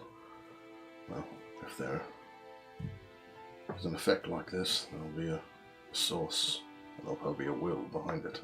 If there's a will behind it, there'll be A will that can a creature. exert this kind of power. That's going to be... Well, there's no point discussing it. Who was the other person? The girl. I don't know. Do you know her? You seem to know them. No? No idea. If you have a high insight, you could know that he's lying. I mean, we'll do the standard 0. Castle Mac PV. Okay. I don't know that he would delve into it. I think he's so much like he's got so much hidden inside of him. He's like, if you say he's just going to take you at face value unless you give him a reason not to. He's got a 0 deception, so Elvin, I don't know what your insight is. Or If you want to catch that he's lying, I'm cool with that. Or we can roll. I kind of like just leaving the option. I'm happy with however you would like to resolve that. If you'd rather know, We can have or him leave it roll to a behind the roll. screen for you. I mean, it could be fun to kind of get my first taste of Killian being a little. Yeah. All right, go ahead and roll it. Here, we'll roll opposed. 21. 7. So with 3 times, yeah, you're probably like, man, you're full of shit, right? You picked that up, I would think, Yeah. right? Doesn't know her. How would he know her? And then he just keep going because he wants to. Yeah. I don't know why you're asking me. Yeah, Killian would probably watch you. All right, let's go. And Elvin would be deep in thought about it and a little hurt about it, but he wants to. He doesn't want to be combative with his friend. Yeah. Plus, we're not You are mission. anxious too. Yeah. It's Well, I mean, you probably also realize that you probably can't do this without him, Yeah. right? So, you kind of store it away in the back of your mind until you have the liberty to deal with it. expectation. Yeah. And I think I also would have done a really unconvincing job of telling you that he doesn't know her. I feel like I'm still a little drunk. Yeah, but I guess if you have something, yeah. If you say so. Yeah, that's fine. As you guys press on, I'm just gonna see. Who dies first? You trip and die. You think you feel rain drop on the top of your head? Yeah, but as you go to kind of move it, it like smears and just gets kind of thick in your hair, and you pull it down. It looks like that same ichor-like sap. Is there a tree canopy above us? Not at all. That's what's strange. And then another one hits, and now each one of you. 9 hills. What is this? And there's a rain of this ooze. It's just foul-smelling, dark sap that's set in. There's no cover whatsoever. Afraid not. All right, Killian would look down and be like, Elvin, quickly help me put up a tent. And I think he would reach into his stuff and hastily put a tent over their heads. I don't have a tent, so I unroll my bedroll and just put it over my head and just kind You of... can put it on the tent. Yeah, we'd let you in the tent, and then when in the tent, I think Killian would take out a piece of chalk and start drawing on the filthy ground. And he would scrawl some symbols, and then when it was done, put his hands on it and sort of hum, and then he would lift that circle up out of the ground, and he'll ritual cast Tinser's floating disc and put it up above our heads as we go. Oh shit, you're gonna continue to walk? Mm-hmm. With Tinser's floating disc above our heads. They changed that. How does it work now? It's a little. Oh, you know what? I think it actually follows you at waist level. Yeah, I thought it was kind of like You're right. very inefficient. I think you're right. I think it is now. I think it's just here just to carry stuff. And it stays 20 feet away exactly. Never mind. Okay. None of that happens. Then without that happening, Then we would just keep still set up the tent, or you keep moving? I think Killian would instead suggest putting the tent canopy over us and sort of walking, holding it. Yeah. Okay. Clever. So, as opposed to some other things that would have happened, it is, however, difficult going because it's just you're kind of kicking through. Make some splorching sounds. Where's Maisie making the weird mouth noises now? You need to record it. Yeah. Play it back. But with holding your tent up, at least all of you are able to you're able to still, it almost just dries onto your armor and stuff, but without having any more on it, you're still feeling pretty good. But it's taken a long time. And now it's starting to get dark. I don't think we're going to make it before night. Do you feel like we're getting close? Do I feel like we're getting close? I feel like you're getting closer, but Should we try Still to... feel like I miles? think you're about halfway.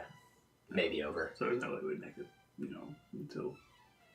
How long have we traveled so far?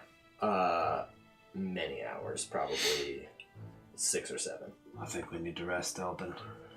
We'll be no good if we don't. Well, rest it is. This is no place to rest, though. I don't think we have a choice. All right. Is it dark now? It's pretty much getting dark as we speak. And it was hard to tell. It was almost like the haze. You were like, is the haze just getting thicker? And then you're like, oh no, the sun is going down. Reluctantly, yes. Is it still raining? Yeah. Stuff? I think we would do our best to put the tent up while staying kind of underneath it. Put a tent up from inside. You guys managed to set it up, I think, enough. It's, it's not great, but especially since you've tried to do the best you can to spread it out for the most part. You're like, well, we can't use that side right now. So, but it is still, and at some point the rain seems to stop. But then there's just like the kind of thick, honey-like, molassesy drip all around you. While you guys are resting, trying to sit down, get something to eat, you start to hear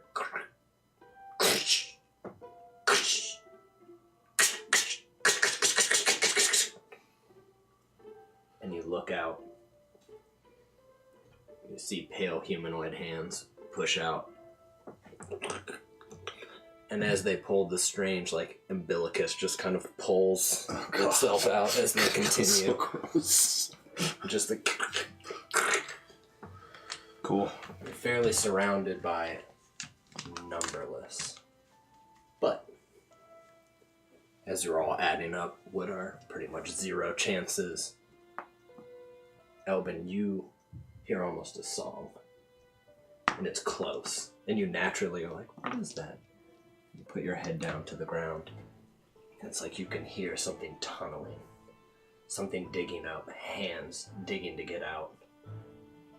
And all around your tent, vines, green, lush vines, kind of erupt and form a dome around you. And you can see the green just intertwining, almost like a woven basket. And Why are you doing that? You think could have so. said yes, I would Not have told you to. directly. goes on, you can hear things crawling on the outside, just start to try to bash. And then after a while it all cease. You can hear things just kind of crawl away after hours. But you are encased in what looks like almost the inside of a flower. Might as well get some sleep while we can. Oh man, I think Killian will be staring at I don't know if a flower has bloomed or something inside. I think he'd just be staring at it, sort of unflinching. Romer's already snoring. Yep, and there was just... It's beautiful. I mean... I think Eldon would kind of feel like it was for him, since he was, I don't know, I guess he kind of gets the idea down, is accepted that... You feel like it's definitely... You didn't do it. You know that it seemed, as you kind of touch the vegetation that's around you, you feel it's strong, druid magic. And at the same time, even as it's standing there and it seems as in bloom as it is, you almost feel beneath it that it is strained magic to do it at all. Oh man, I think Killian would, as he's staring at that, I think he'd reach out and touch it and just be like, I'm sorry. I think it'd be, a tear would be coming down. I think he'd be feeling super remorseful right now, seeing the end game of, what he potentially could have been a part of. Mm-hmm. I dig it. You can choose to see that if you want. Well, would you have done it in a way that I would? I think he's a little bit entranced, so probably. More fun that way. You can see it. I think after hearing your deception earlier, he would still not say anything right now. Yeah, just looking at him. Just I think he'd just be kind of sad and just kind of look at you and look off and be kind of feel alone now when he used to feel like he, I don't know. Ouch. Oh man, hold on though. Alone for a moment. No, but let me make it right. You were my friend. But I do think. Hold on. I'm sorry. No, you're good. I got it. But I think as Killian is thinking about it, I think he would feel like it was on purpose, or divine, or maybe just coincidence. But I think he would sort of over his shoulder be like, "I'm glad I found you, Elbin." I think kind of as he's snapping out of it. Me too. However convincingly you decide that was. I mean, it's a temporary Is it? bummed feeling. I mean, yeah, who knows? I mean, if you keep acting up. Yeah. Killian's gonna go sleep on the couch. I do think at that he would kind of curl up and just be like staring up at that flower trying to sleep.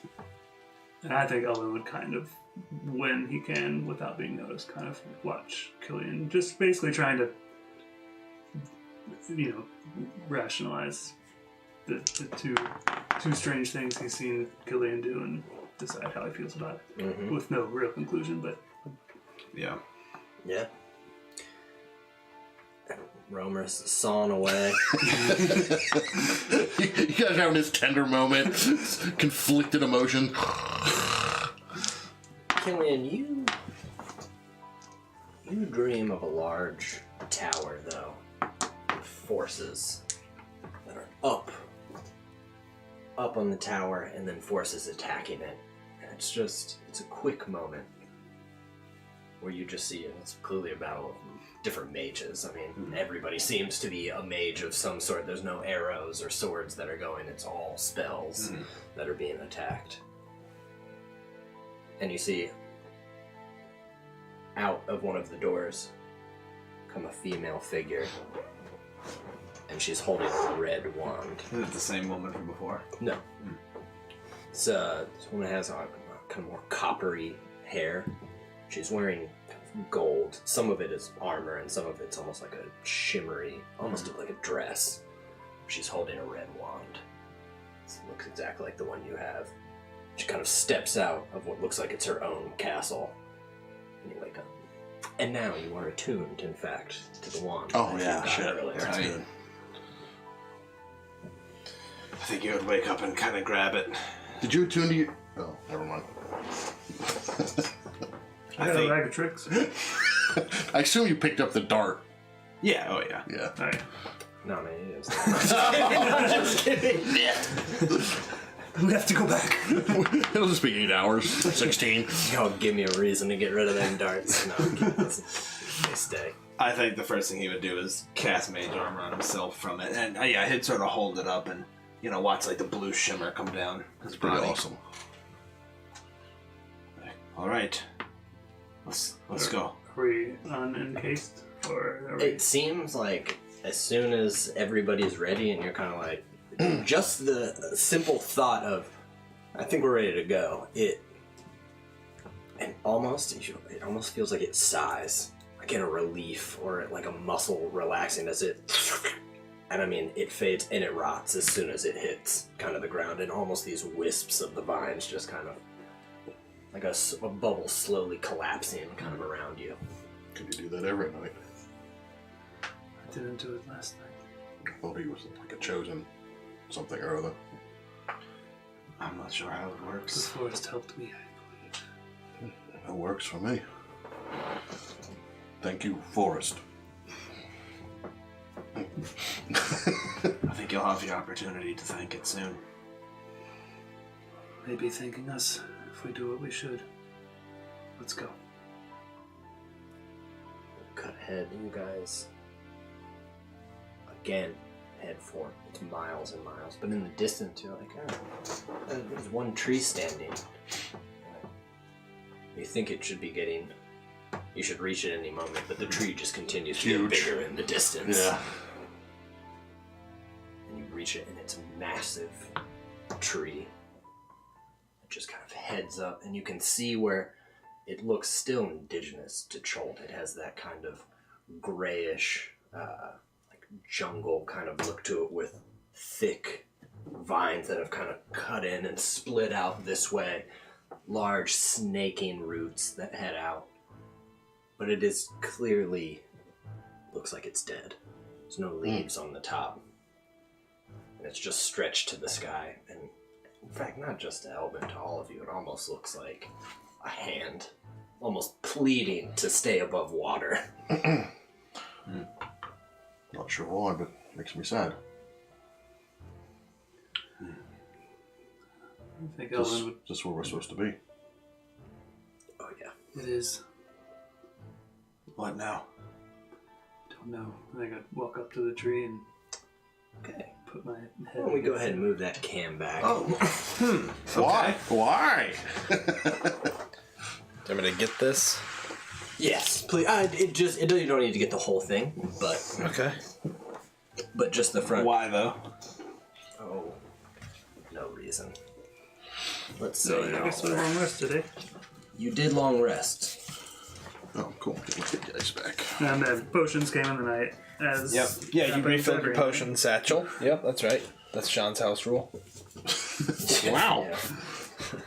Video number 2 coming at you. I was gonna say, was that in the video?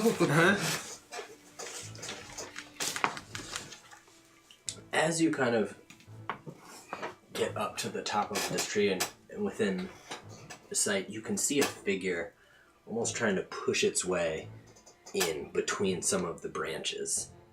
It looks, for a second, it looks large, and for a second, it looks like a human. Like your vision can't quite get it. And then it stops, and it is a human. It has the coppery skin of a native Chultan. And it turns around. Looks like it's a boy, maybe 16 years old. A boy you recognize from your dream or vision. Mm-hmm. His eyes are all black in the veins, too. And it smiles. And instead of seemingly moving this way, its head keeps looking, and the body turns. That can't be good. And it's almost sauntering 1 foot delicately in front of the other. But as you look, as it steps one way, it's almost like an image through glass where you see the boy, and then you see a large goat-like figure. Like, and it steps one way and it's a boy again. It steps another and it's this thing. And it looks like this. Good. Oh, tight. Ew. Should be fine. Reminds me of Goats are good, right? Yeah, they're Pan's right. Labyrinth. I milk it. Can I do that? Is that that's an action? Can you milk me? Yeah. Turn the cam off. But it's large and it steps. Well.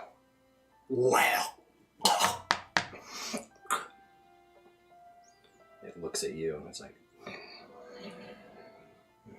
I saw you. I've heard of you all around. I saw you. You fell and made a deal, and this is what you've become.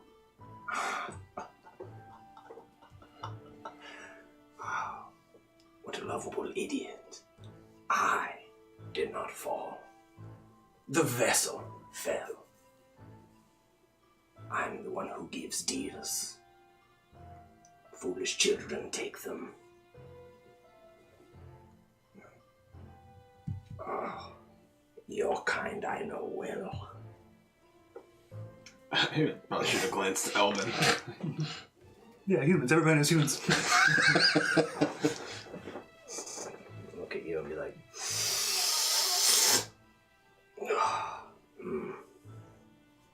dead already, though not quite, eh? It's not a bad summary. I can still kill you, though. Fools, you know not who you speak to. Well, you seem to already know us.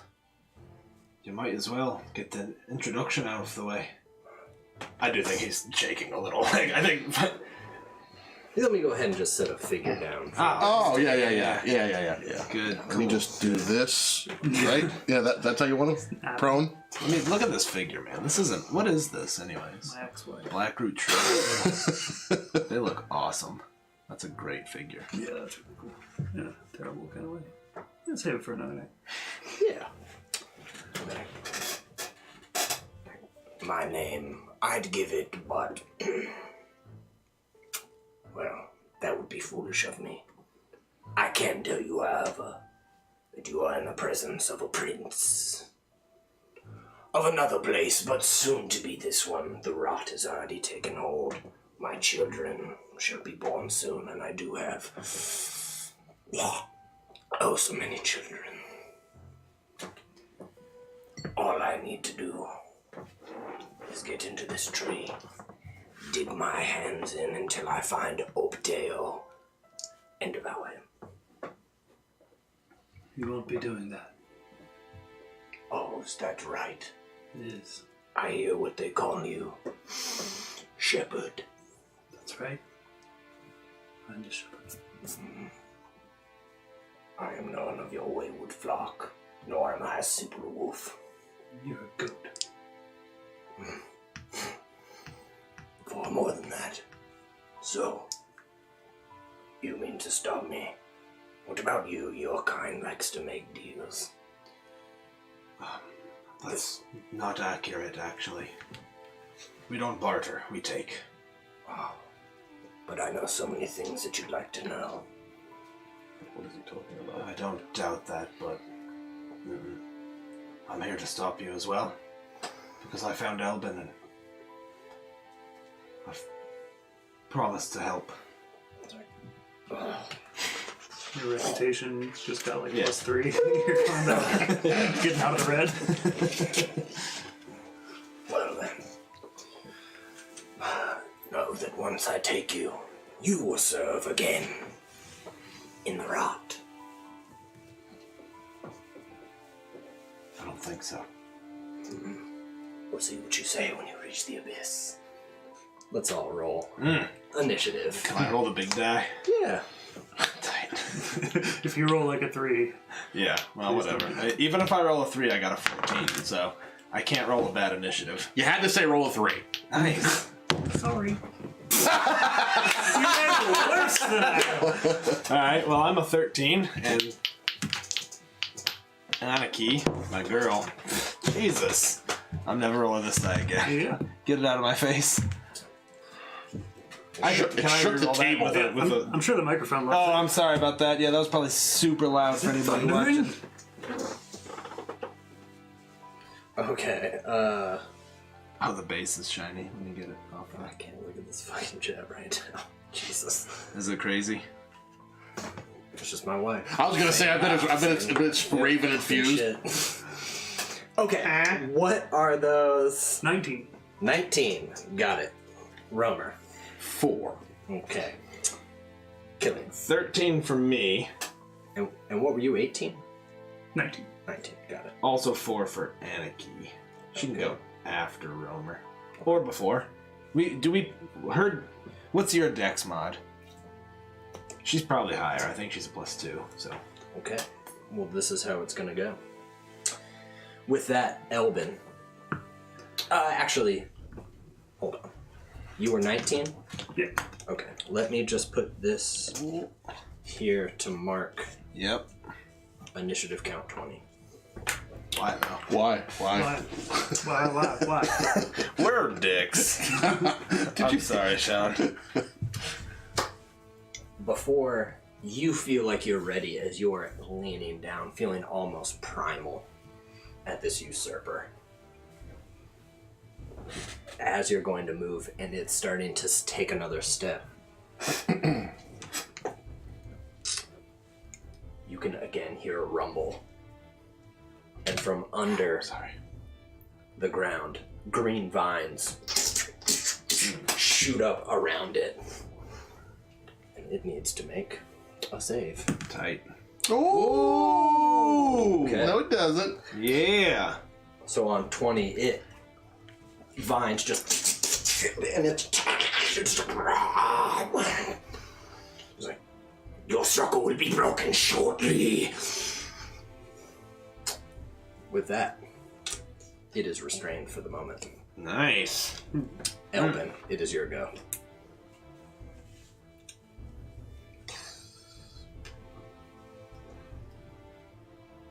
And, well, that changes what I was going to do.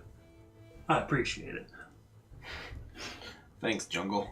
I was gonna spike growth. Layer actions can work both ways, That's what y'all. I'm thinking. Mm-hmm. That's cool. That's a really good mechanic. I love this, Which, Sean. the thing is, though, spike Kill growth this. is still going to be good because if he breaks out of it, he's still going to get to us. But if you were going to, you're primarily melee. No. Sorry, Yeah, just do what I you're just going want to to understand the fight. do what you're going to do. it. All right. What you've seen is What you've I've seen. never done anything ranged. What you see is what you get.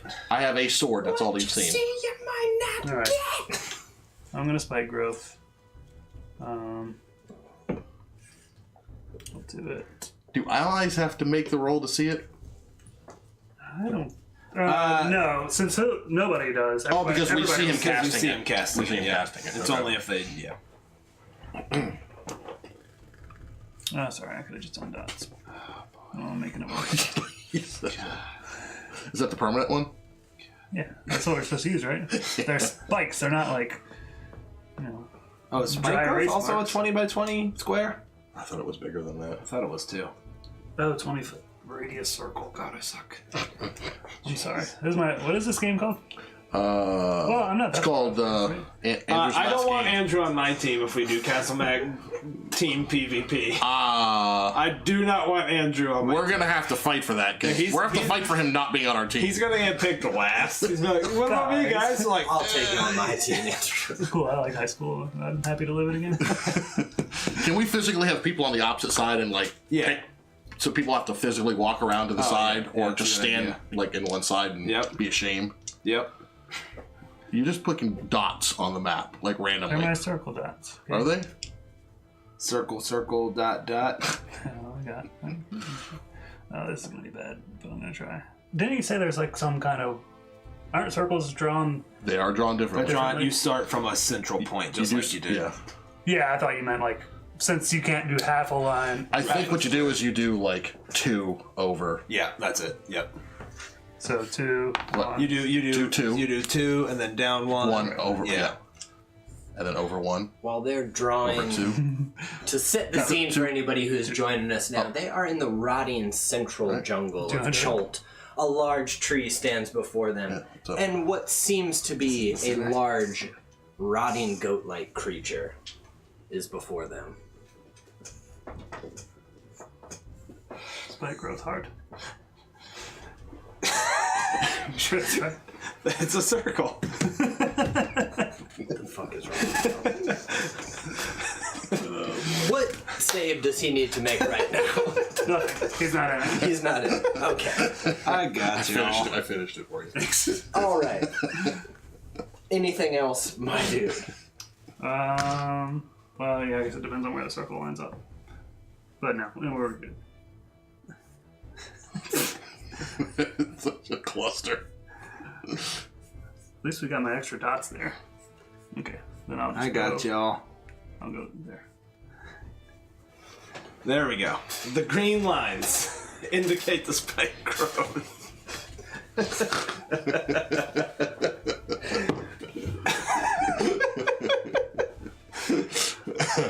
Y'all just lost your right to give Sean any shit if he doesn't draw a straight line. Have I ever given him shit for that? Lately? Killian Ziergo. Okay. You got enough built up. Well, Killian's all about that. A little far for that. So you know what? I think Killian is just going to cast a firebolt right down range there. And I'm now +8 with the wand, so I think for the first time, 21 should That should hopefully, and 5 damage. 5, you said, and it Yep. was fire? Yes, sir. And then he'll back up just a little bit to here. As the fire hits, you imagine it should go, and it just... And it's... does some damage, but not nearly as much as you'd like. I think I feel ya. What'd you hit it with? A fire. All right. Well, now it is its go, and it is going to attempt to break these chains of love, which it does. And it will. They get to make a check to see if they recognize it, or they don't know at all. He saw it. he saw He it. saw it cast, so he knows it's there. Okay. It's still a good obstacle. Yeah. Unless he had like 100 move speed, then it's fine. Well, that's a good point. They can just run around. But... Will you move him? I got you. That's 5. 5, Yeah, go ahead and move 10, him over 30 feet. 15. I'm coming back around. Yeah. 20, 25, 30. And now let him jump another 20 feet. He can be pretty much anywhere. He can be right here. Yeah. 20 So feet. you see it, and those strange kind of hinged goat legs push out, and it starts running, and then it just, something strange to see something both humanoid and goats around it, almost goes all the way down before it and leaps.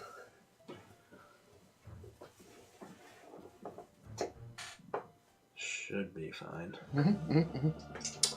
All right. Elbin, this is on you. You see that a barbed tail. What's that armor class? 16. Did not hit. And then it swings around with a claw on you.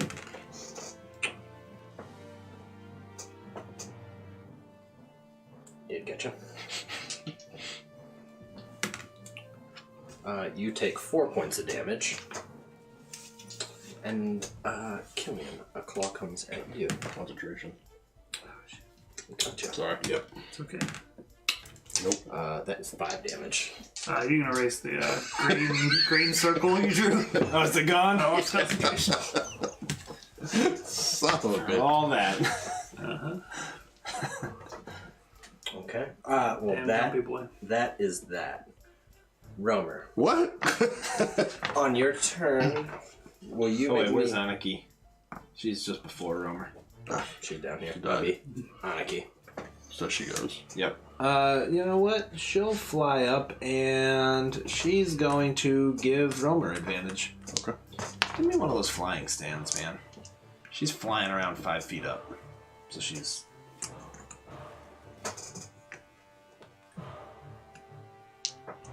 right there. You said I have to make a roll? Yes, please make a Constitution saving throw, please. I'll use it. I got a 9. I don't think that's going to work.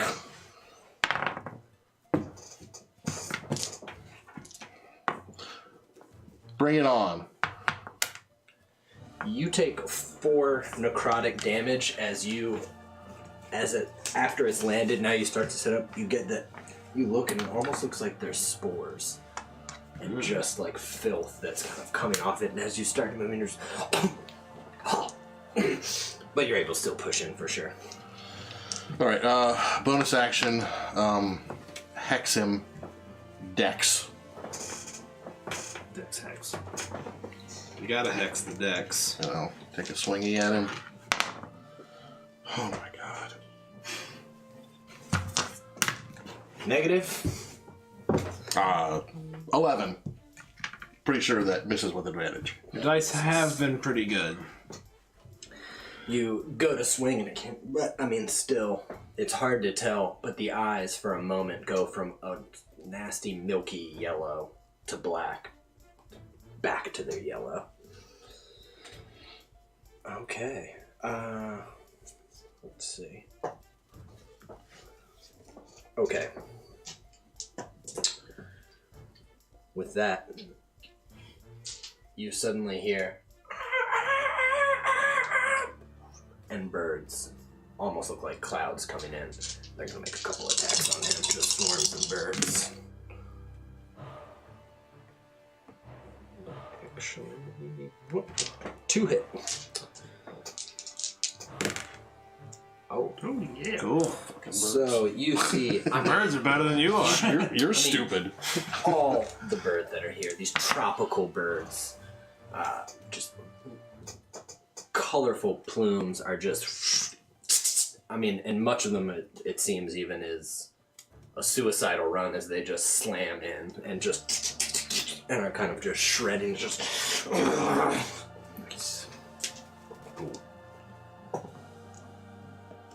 Elvin, I need you to make a Constitution saving throw, please.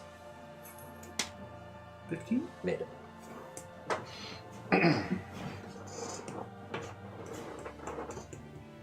You can go ahead. Okay. Sorry. Yeah, I'm gonna use my bag of tricks. all right. 3, a badger. We're just on that badger. Let's put this out as the badger. I got one right here. All right. Is it gonna last? We should have a whole thing of just the bag of tricks. We should just make a thing of the. We should actually have a bag of tricks with everything that's in his bag of tricks, and he just pulls it out physically. I This like is it. badger-like enough. Badger. You guys want to see my badger mini that I painted? I think is it? I thought it was called Wolverine. I actually don't know the It difference. might be a Wolverine. I don't know the difference between a badger and a Wolverine. Real talk. Where you want him? There's fine. Okay, good job, This badger. looks down like great. Well, that badger will get 9 more hit points. Oh shit! Does that badger act on your initiative? I don't know. I would assume so. Yeah, let's just say it does. So we can attack right now. Yeah. Okay, he's gonna bite. Go ahead and roll it up, my dude. +2 to hit. Afraid not. It tries, but it's just the cloven hoof that it just. I mean, it just does nothing. Everybody got their 9 HPs. Yes, sir. Did you just pull a badger out of that bag? I did. Got it in the tree. Wasn't I pulled in the tree then? That's yeah. That is. That's when you communed. I don't need an explanation. Oh, you got one. Bitch. Just curious. Killing Now that badger has Will 12 you make a points. Constitution saving throw, Yep. please? Oh! You are constitutional. You are good. Okay, I think Killian will attack with a shocking grasp. Just Oh shit! double Twankies, my dude. Double twang. Oh shit. All right. That's lightning damage. Yes, it is. Okay. 20! Nice. For 13 lightning damage. You know that you like right in this rotting kind of stomach, and you start to shock. And again, it seems to be getting a bit absorbed, but as you kind of push through, for a moment, it feels like you hit like a second body on the inside. For a moment, humanoid, and for a second, you feel like you hear a humanoid scream, like muffled. Ooh. Good. With that, he's going to back up. Out there. Because I can't take that water. No reactions. Okay. It is it. So, first, the barbed tail is going to come down. I'm going to make an actual roll here for this. So, 1, 2, 3, 4. Badger. Badger Come on! is going to attack you. Here is the tail.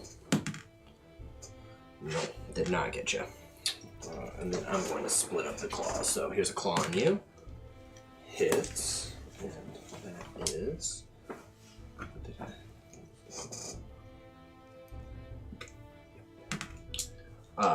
that is 3 damage. And then a claw on you, Romer. Oh, I thought that was on me. Okay, So yeah, gotcha. You get 4 damage. 4.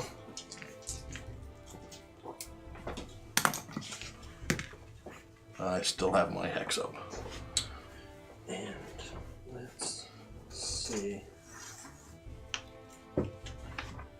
Yeah, that is that, and it's still like, and you have just hot spit dripping that smells like the exact same as the sap just on both of you. Just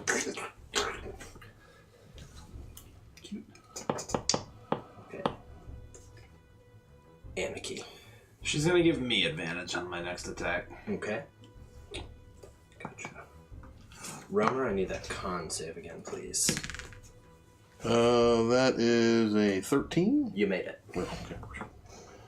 And I can go? Yeah, Okay. yeah. You can go. 13. I'm afraid not, my dude. I rolled above a 7. Just Those dice have been solid. I've been drunk apparently for 2 days. Yeah. swearing off the I've used 3 different dice and they've all shit. Ooh, okay. I'm gonna give Elvin inspiration for losing a friend.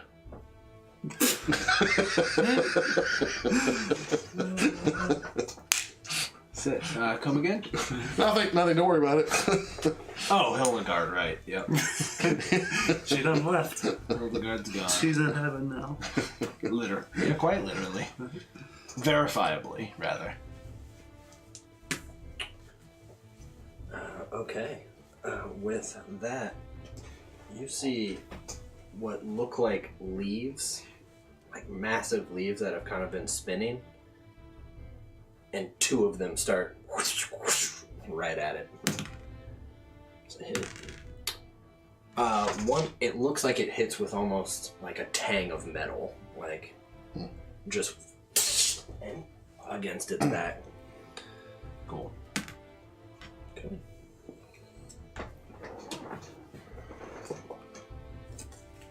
Elvin. Can someone remind me how Thunderwave works again? Because I think I misunderstood it before. Pick a corner. Yep. And it's 10 on the side.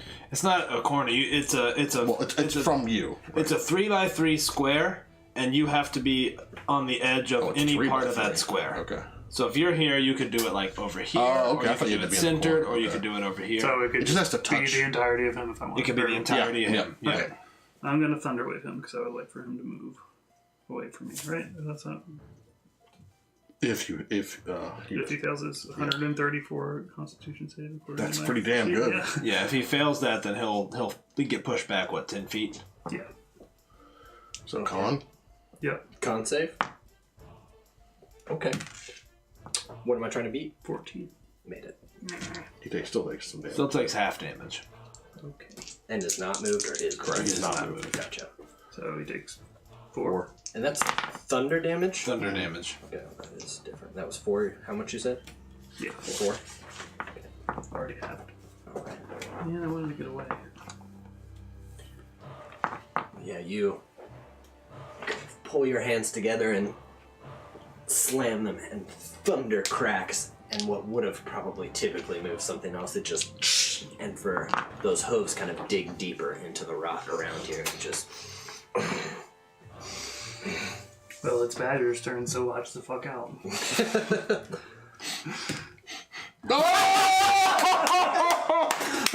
You just got critical. How do you do it?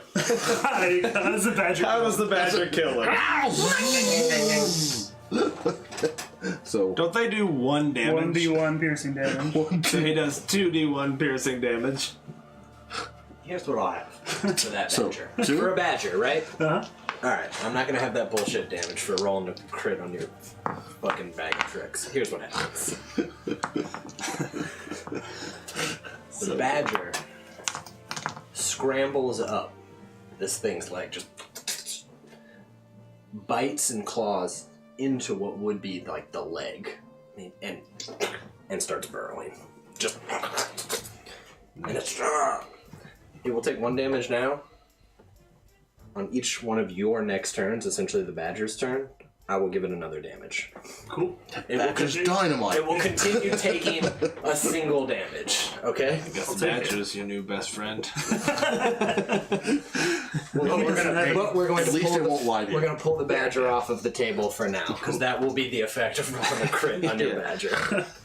Oh, that's great. So it seemed like lightning didn't do as much. It seemed like fire didn't do as much. Correct. I think Killian is going to point the wand at it and cast a level 2 magic missile. So it functions like a regular wand of magic missiles. I don't think it does anything special for magic missiles. I do still need you to make a con save. Yo, are you sure? Yeah. I'm not concentrating on anything. I'll take it. Take 1 damage. Necrotic. And what were you casting again? I'm so sorry. Level 2 magic missile. Okay. Magic Gotcha. missile. Was that you casting or the wand? Me. The wand doesn't do anything. I thought the for wand magic cast missile. magic missiles. It didn't? Nope. Plus There was 2 a wand of to magic hit, missiles in plus the 2 last on game. attacks, ignores I cover. swore the guy was using a one of magic missile. I guess he just cast. He just cast. Mage armor at will. Sorry. So here we go. Magic missile. Come on, big money. Gods! Every time! I hate the rules of rolling one die. Just go. Why are you rolling one die?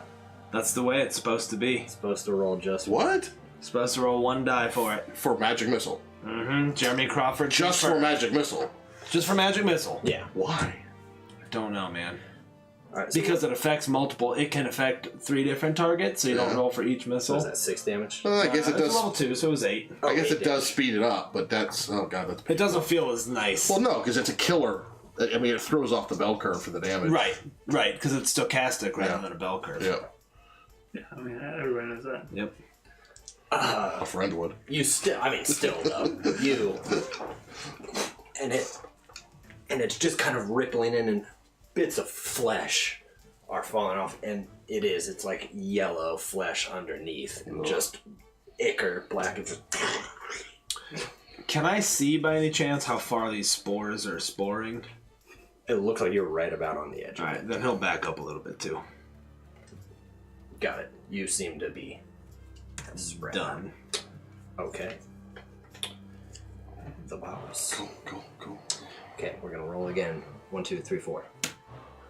Gonna be coming on you. Roma. Nope. Did not get you with the tail. I'm gonna just say it's good that y'all are missing the tail. It continues to slam down, and you see the barbs. It looks like just On the tail itself. on the tail. There looks like there's just again more of that sap, and it just leaving room. So here's a claw on you. Which armor cost 16? You. No. You. Yeah, did get you. You take 8 damage. Okay.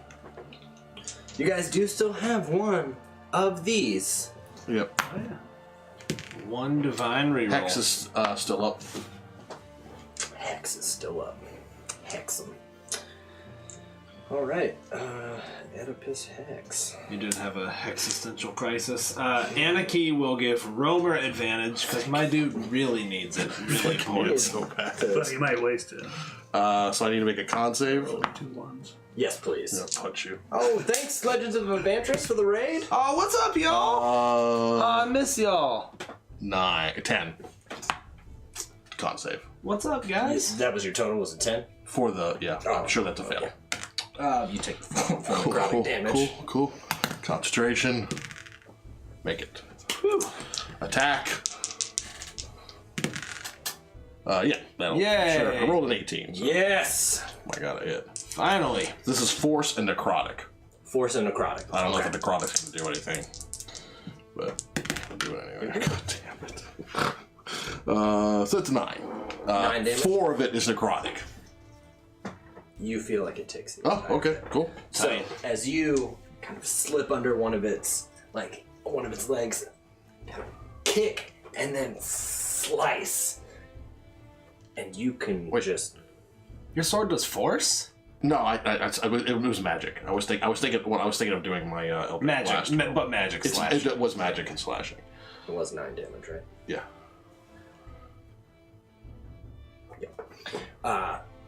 And you cut, and for a moment, the way you're kind of moving again, it almost feels like a memory, slipping around a battlefield, and just the end of your blade, and you can feel... Did it draw something from it? It did not. Okay. It did not, but you can feel the blade itself feels different. Huh. It feels like the way, once it rings out, you feel like Ajatha, the drinker, is pleased in a way that it isn't always. Huh. Interesting. Something about this creature.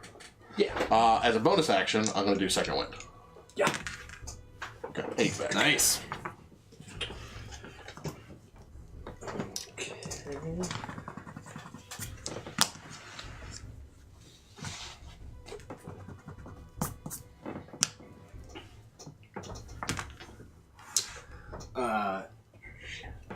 Around each one of you, from underneath the ground itself, it's almost like a separate bit of spores that almost look like fireflies, and a nice aroma, almost like a perfume or flowers, just Not attacking us. Not attacking. In fact, each one of you heal 5 hit points. Whoa! So does that go to... No, never mind. I know the answer. I'm not going to ask. Yes, the answer is no. Here you go. Thanks, Forrest. You learn. All right, Elvin, I do need you to make that con save, please. Ball. Airball. 5. You take 4 points of necrotic damage. Okay. What you got, my man? Oh, let me put the 1 damage from you can still see a kind of a lump of just... Yes. You got a badger burying it under the skin of this guy. Yeah, there's a badger inside of this large, rotting goat creature. Stuff. I might just disengage. All my good stuff is concentration, and I really don't want to be next to him when he's making That's smart. I mean, I'll just keep him engaged. Sorry if you die. No, don't. No, disengage. Honestly, Romer would expect that. He thinks both of you, even though he sucks right currently, but he thinks both of you are feeble Yes, that's warriors. right. So. You're not nearly as strong as me. You should... Yeah, you should retreat. I've got this. Yeah, that's my turn. You can do a bonus action. Any bonus action spells you want to do? I mean, I'm not suggesting you might. I'm just saying you could. I have healing word and Yeah, don't worry about it. healing spirit. So. All right, I'm doing it again. Level 2 magic missile, putting all my considerably hefty eggs into 1d4 basket. You got some hefty eggs, boy. I know, you were just telling me how much you like my eggs. Did he? Yep. Come on. Okay, I'll take that. That would be 16 damage. Force damage as 4 magic missiles slam into him. And now it's starting to just kind of rip these bits off, and for a moment, all of you see it almost seems to fade, the entire thing, and there's a boy, a 16-year-old boy standing there just... But again, it almost seems as the vision comes back that it's like, focus. That's all I got. Okay. Well, Romer. Yeah. Right there, my dude. Is that armor class? 18? Again, this tail is now like kind of swinging, and you're just ducking, which has also been partly why you haven't connected until recently. Because I'm just trying to avoid all the dodge this Duck, dodge. That one didn't get you. That did. You take 5 points of damage.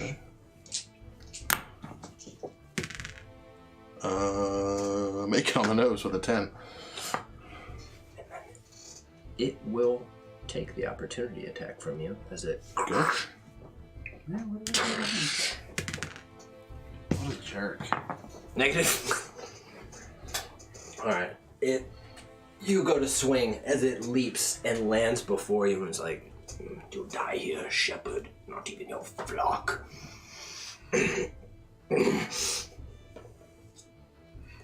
Anarchy.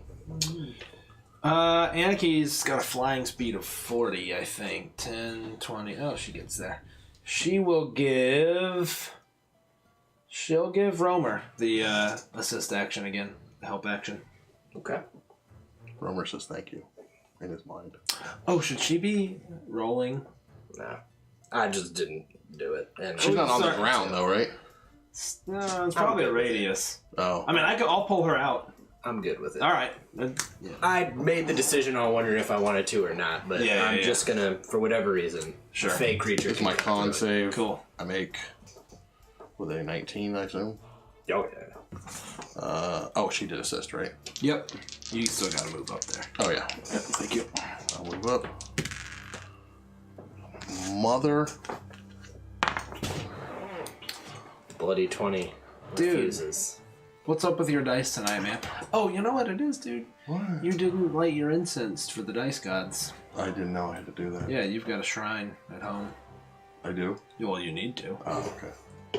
I mean, clearly you don't. You're because- right, apparently I don't. Stupid dice.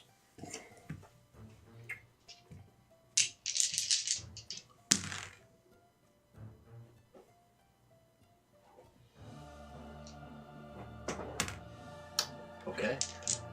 3 spikes just 2 miss it and 1 just and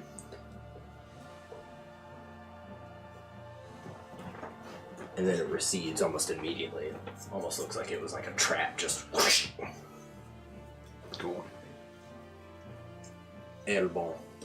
I'm gonna reach into my bag again. Hope for maybe a weasel this time. Yeah. Is a weasel better? No, I got a panther. Oh, panther better. Sheet. You want me to use a displacer beast or a bobcat? Yes, bobcat's probably closer, right? As much as a displacer beast looks cool. Meow. He'll go over here. And he acts on, we decided. Yeah, on yeah, my turn. you can Okay. go right now. Oh, and it's your turn again, so let me add another damage already. Oh yeah, get that. Got the animal kingdom on my Burrowing side. weasel. More damage than I'm doing. That is accurate. The yeah. weasel is out damaging me. Yep. It's a badger. It's a badger. It's a weasel. You're a weasel. I'm just kidding. You know. I'm your only friend now. That's true. But he is a weasel. So I'm trying to understand. So I don't do both. Oh, shoot, sorry, I read this. Not pouncing. So I get 1 attack, right? Not the bite and claw like the bear. Only if he pounces, I think, to get that. Okay. So then I will bite. 14, I guess. Yeah, you hit. Fucking panther. So much better than you. I don't even know why I'm playing. For 8. God damn it. What about a panther though? Son of I a can't bitch. believe this bag of tricks has been such an effective. It literally has done more Does it look damage like to it me takes right full now. damage from that? Yeah, it does. It does. You've been kind of bonked a lot, haven't you? No, I'm fine. I mean, I have a little bit on me, but Killing. Alright, Killian is going to burn his final level 2 slot to do yet another level 2 magic missile. Come on, big 4. Big 4, big 4.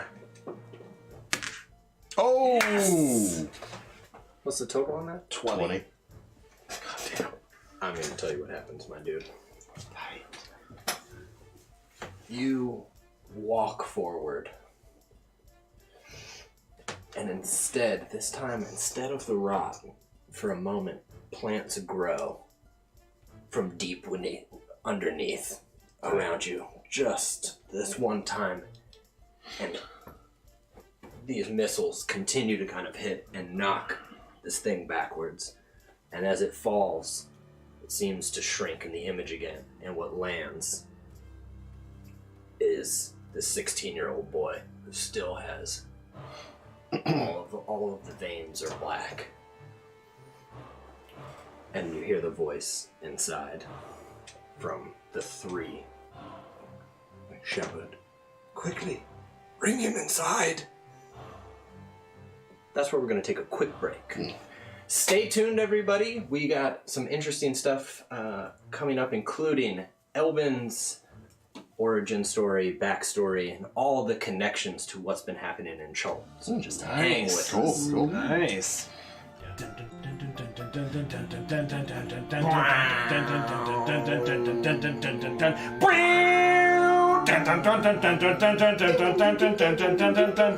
It's Maclore 1997, y'all.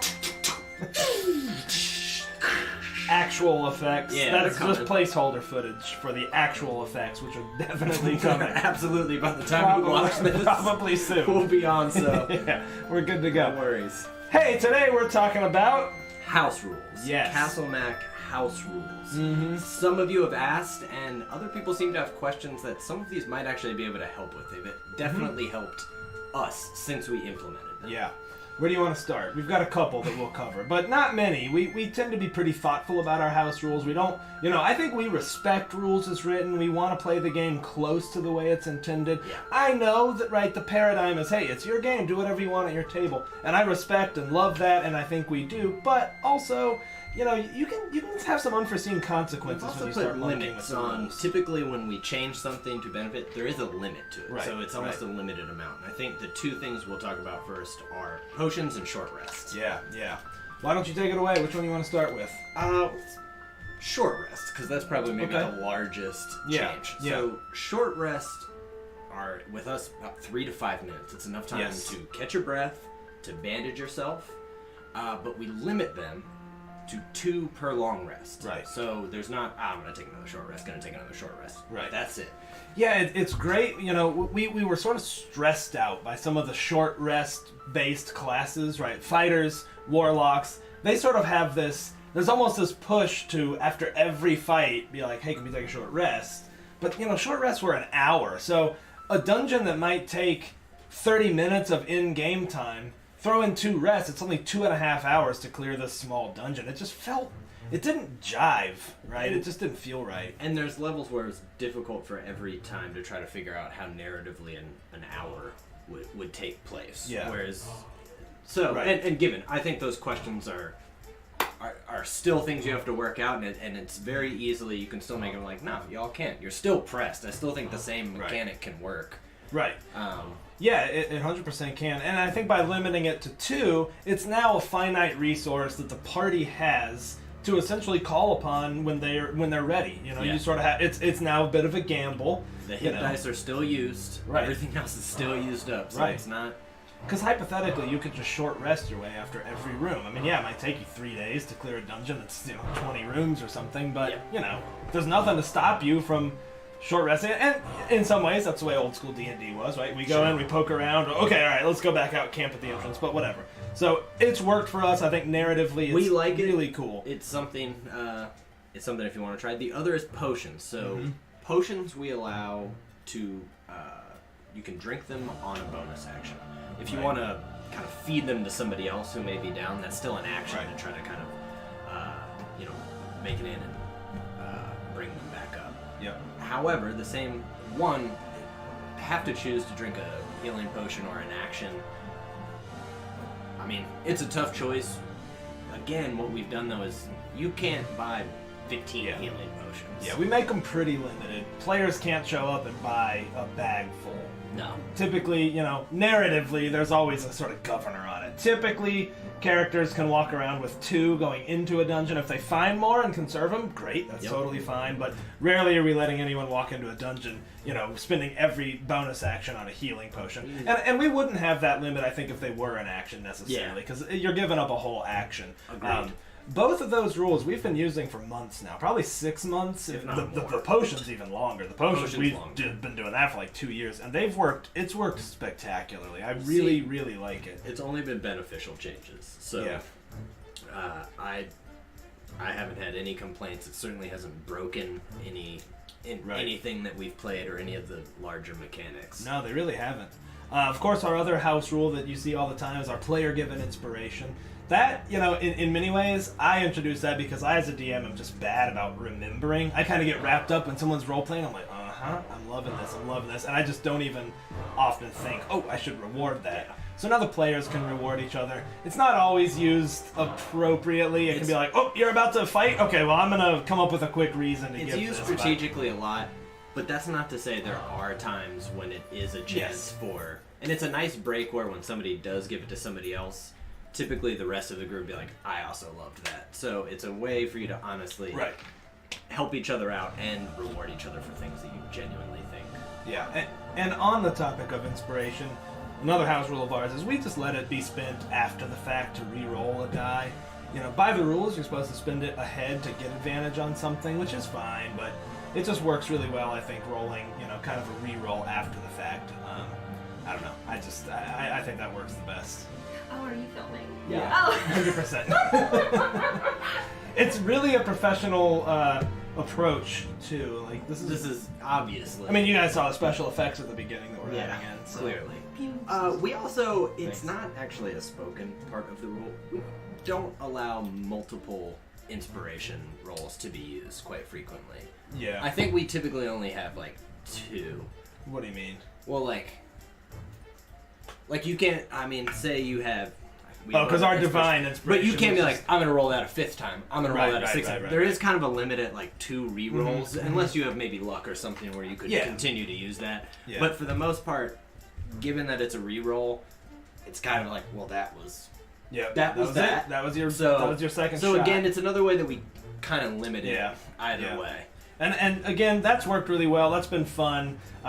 It's not always used in a manner that you might, but whatever. But it's that's fun. okay too. Yeah, who cares? You want your friends to survive, and you want That's to do right. well. And Yeah. as a DM, we typically are planning on somebody using an inspiration reroll. Right. So I have probably built in the fact that if I've done it well, Oh. you're gonna need to use them. And for all these things, we're like, yeah, cool. You guys get divine rerolls or whatever. I'm gonna crank up the difficulty a little bit. So we've got levers that we can pull to balance it out. The only other house rule that's coming to mind right now is the way I treat mounted combat, which is I'll let you explain that. 'cause yeah, it's still confusing. mounted combat rules as written is pretty. It's kind of all over the place. It's weird. And there was an article, or actually there was a video, I think that Jeremy Crawford did, and I frankly just don't like the way it worked out. The way it's supposed to work is intelligent mounts are supposed to have their own initiative, but that just gets to be kind of a pain, and it can be painful especially for characters like Wayland in our Strahd game, who is this, he's trained all his life to be a mounted, cavalryman, and he's got this horse that's trained, and it felt weird to have the horse be intelligent, so it acts on its own, or completely unintelligent, so it doesn't. So really, here's the way we do it. If you are mounted, your horse will act on your initiative, but you must declare whether it acts before you or after you, and it has to complete its entire turn before you do. So that means your horse can't ride up, you make an attack, and then your horse ride off. Now, there are ways around that, which we can talk about in a second. It also stays. Your decision in the beginning of that choice is the remainder of that combat. Right, you don't get to switch it up. Every time you roll initiative, you make that decision then and there and stick with it. So the only other change I have is I do make the distinction between an intelligent and an unintelligent mount, except it's more like a trained mount and an untrained mount. But intelligent, I think, would functionally be the same thing. So a trained or intelligent mount, the only difference is it can take the attack action. So on its turn, it could move up and attack, and now it's your turn mounted. And I did this just because, again, the initiative order being what it is, if you're riding on an intelligent mount, just weird stuff can happen that don't feel real, right? It kind of hurts the verisimilitude of it. And so now, let's say hypothetically, I'm a knight, I've got a lance, and I want to ride my horse past the enemy and attack the enemy as I ride past. Okay? Here's one way you might do that. My horse is going to go after me. On my turn, I am going to hold my action to attack as soon as I'm adjacent to this guy. Now my horse on its turn moves up, gets adjacent. I now get to make my attack. It's triggered the action. It's triggered my held action, and now the horse rides off. It sounds complicated, but I think it's much less complicated than it is if you play it rules as written. And it's worked swimmingly for us we did that probably 18 months ago. So, I think that's it. Any other house rules that we can think of? Not that I can think of, no. All right, great. We're gonna go ahead and roll the credits here. There's Andrew gets credited right there, as you can see. We'll see you next time on Mac Lore 1997, y'all. Hey y'all, thank you for sticking it out with us for this episode. This is something we're trying out. We're gonna have some videos to play during the breaks, where we are going to discuss some Castle Mac lore. We make a lot of references to it in our... Thank you, dear viewers, for sticking around with Castle Mac Presents The Chronicles of Peril. Where last we left, this large, rotting goat-like demon was brought down and became, as it fell, a young indigenous boy that Elbin had seen in a vision, and coerced down a cliff and into a bad fall. And the strange voices from within the tree have told you to get him inside quickly. And before you, you see the roots themselves seem to... and there seems to be a doorway.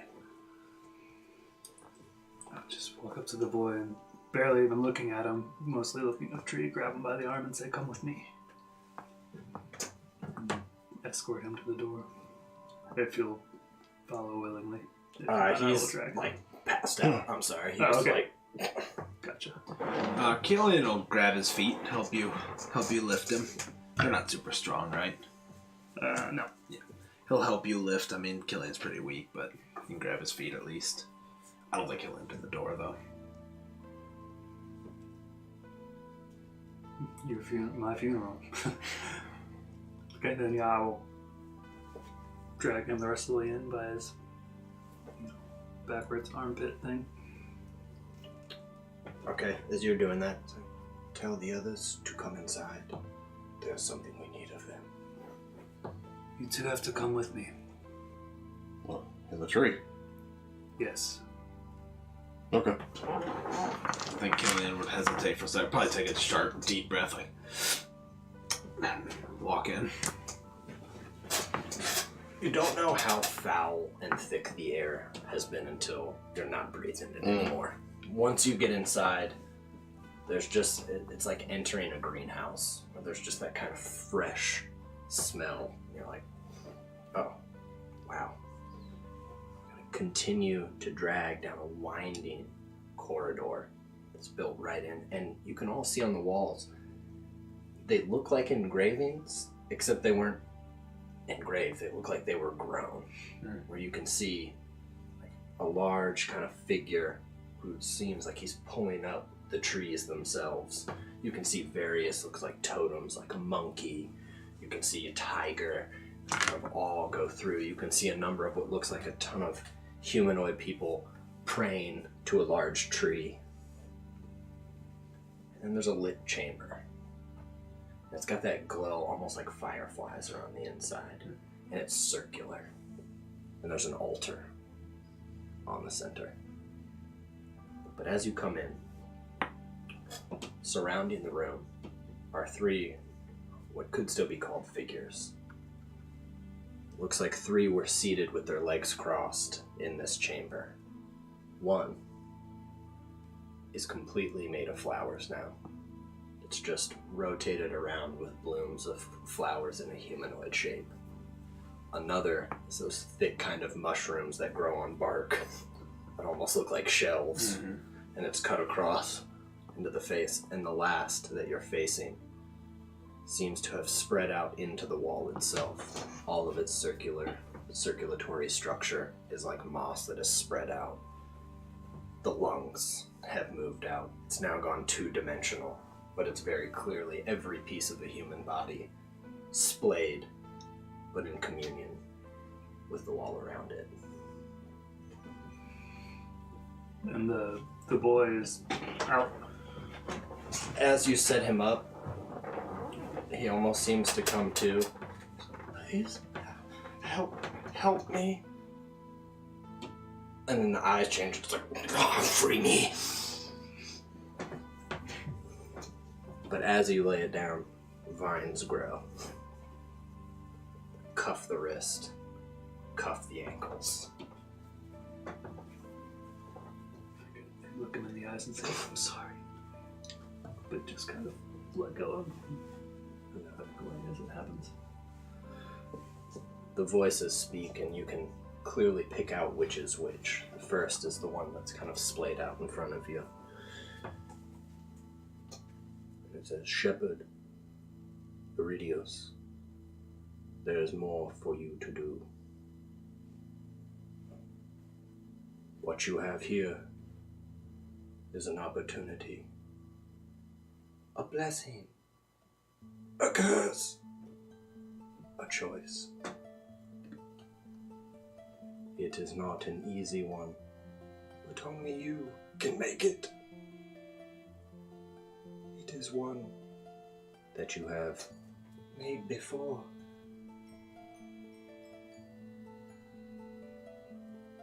Him? There are two things that stand before you. The boy and the demon. There are two ways to deal with it. You can banish the demon back to where it came from, to the abyss. But it will be fully alive and well. Or you can complete the ritual to kill the boy. And it will kill the demon with him. But no. It would be agonizing. It would be very painful death. What would the spirit do? Where it goes? It is a lord of the abyss. Mostly they stay in the abyss. Something happened here that caused it to be able to come through. It's a being of evil. But that was a boy who grew up here as well. Would it come back if I were to banish it? Or stay for good? It could not come back through here after you leave this place. But somewhere else, perhaps.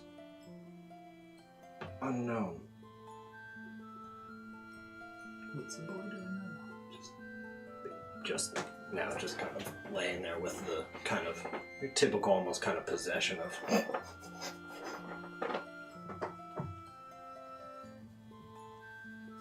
He fell to his death anyway. He was meant to go. Then you will complete the ritual. I will. Very well. I will not go into detail. It is agonizing. It is a torture with screams that none of you, no matter where you have been, were prepared to handle. Let's remind him. But then he is returned also to the kind of broken body that he was before. And you feel a lightness in the room. A heavy presence has been lifted.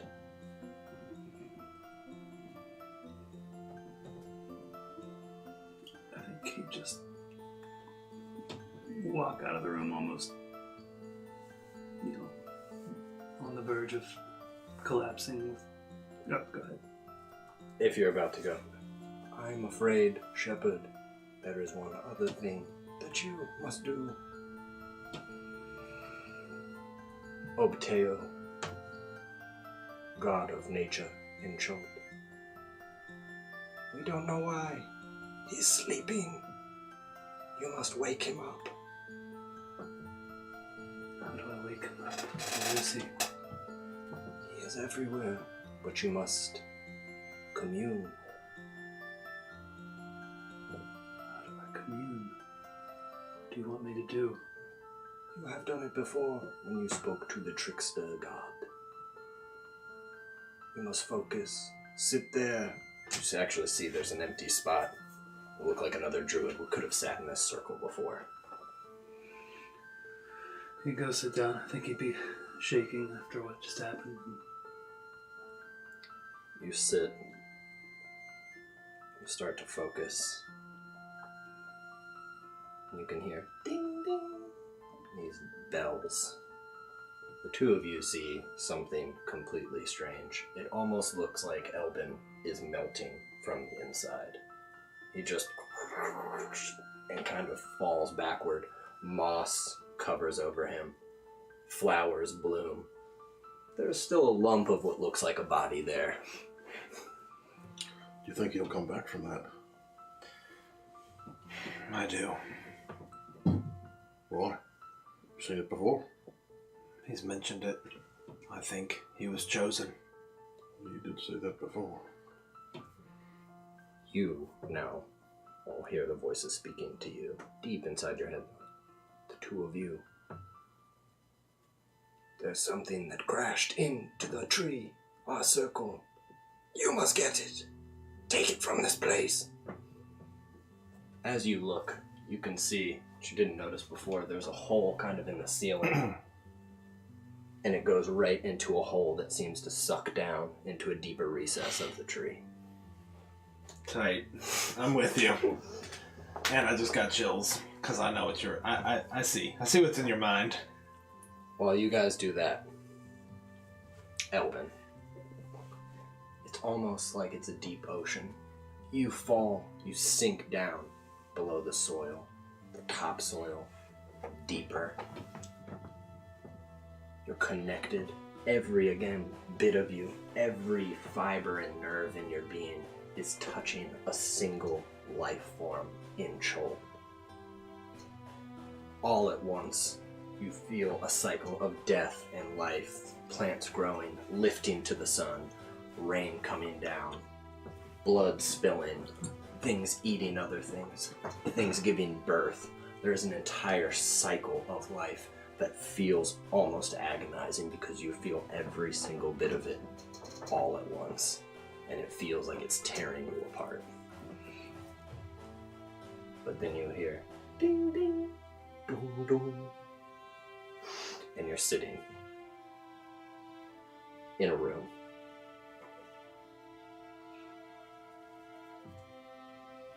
And on the other side, you see a figure standing up. Large, has a few ceremonial kind of necklaces on and bangles. Looks almost human, but not quite. And just stretching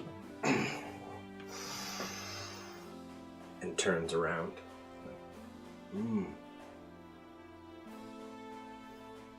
Welcome to my home. Sit. Go sit in a sideways way. There's a stool. And who are you? Whose home am I in? You come into a man's house and can't tell him who lives here? Afraid not. I am Obteo, god of nature, god of Chult. I was told you were sleeping. I was sleeping. Something hit me on the head, and I fell asleep. It should not have happened. I am not supposed to sleep again until the end of things. Seems to have caused some problems. That's what I hear. In this moment that I have awoken, I have seen all that has transpired. Luckily, you were here to wake me up. You have communed with Chult. How did you find it? Did you like its song? Don't know how I found it. Found me, I suppose, and pulled me in.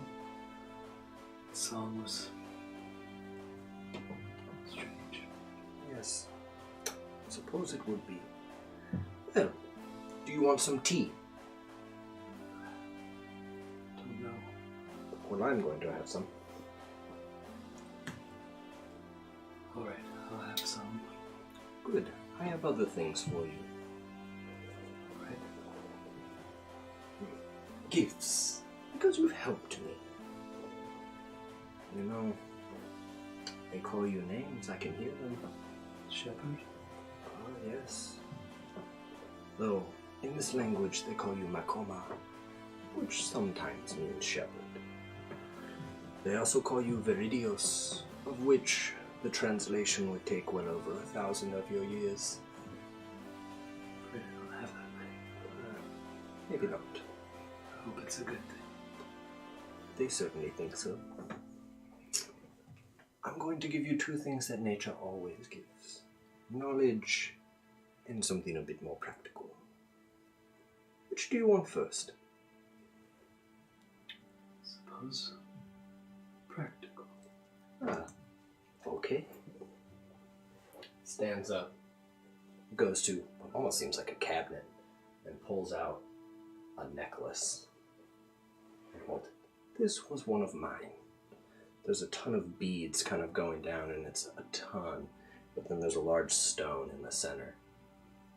Here, put it on. Alright. Put it on. That is the amulet of Obteo. That's me if you don't remember. I'll go ahead and give you the fun details of that right now. How do you spell Obteo? UBTAO. Okay. It is a... it gives you +1 spellcasting modifier. +1 to your armor class. You can cast Misty Step twice a day. What? That's nice now. You have another totem available to you now. The Monkey Totem. Everybody after you cast it gets a climbing speed equal to their walking speed, and Tight. difficult ground costs them no extra movement, as well as they get the benefit of evasion. So, if you make it, you take... Oh, the thief evasion? Yes. Damn. So thief evasion is if you make a dex save for half damage. If no. you pass, you take no, and if you fail, you still take half. So, like, I could center a fireball on you guys, and at worst, you're taking half damage. While that totem is up. Gotcha. That's solid. One last thing that may come up later. Can I ask you a question about that? Yeah. So that takes, like, his totem that he can cast once every short rest, it's either bear or monkey. Not... Or unicorn. Yeah. He's got. there's more... Yeah. I didn't know. I thought I Yeah, had to pick one. I'm there's a sorry. couple. Continue. He's My got bad. That's unicorns and. I didn't know how it worked. Well, that's pretty awesome. Yeah, that's awesome. As well as it gives you one last thing that may come up later. Should you be facing an elemental, they must make a DC 13 wisdom save to attack you. Tight. It is the necklace of a god. That's awesome. It should help you on your many quests.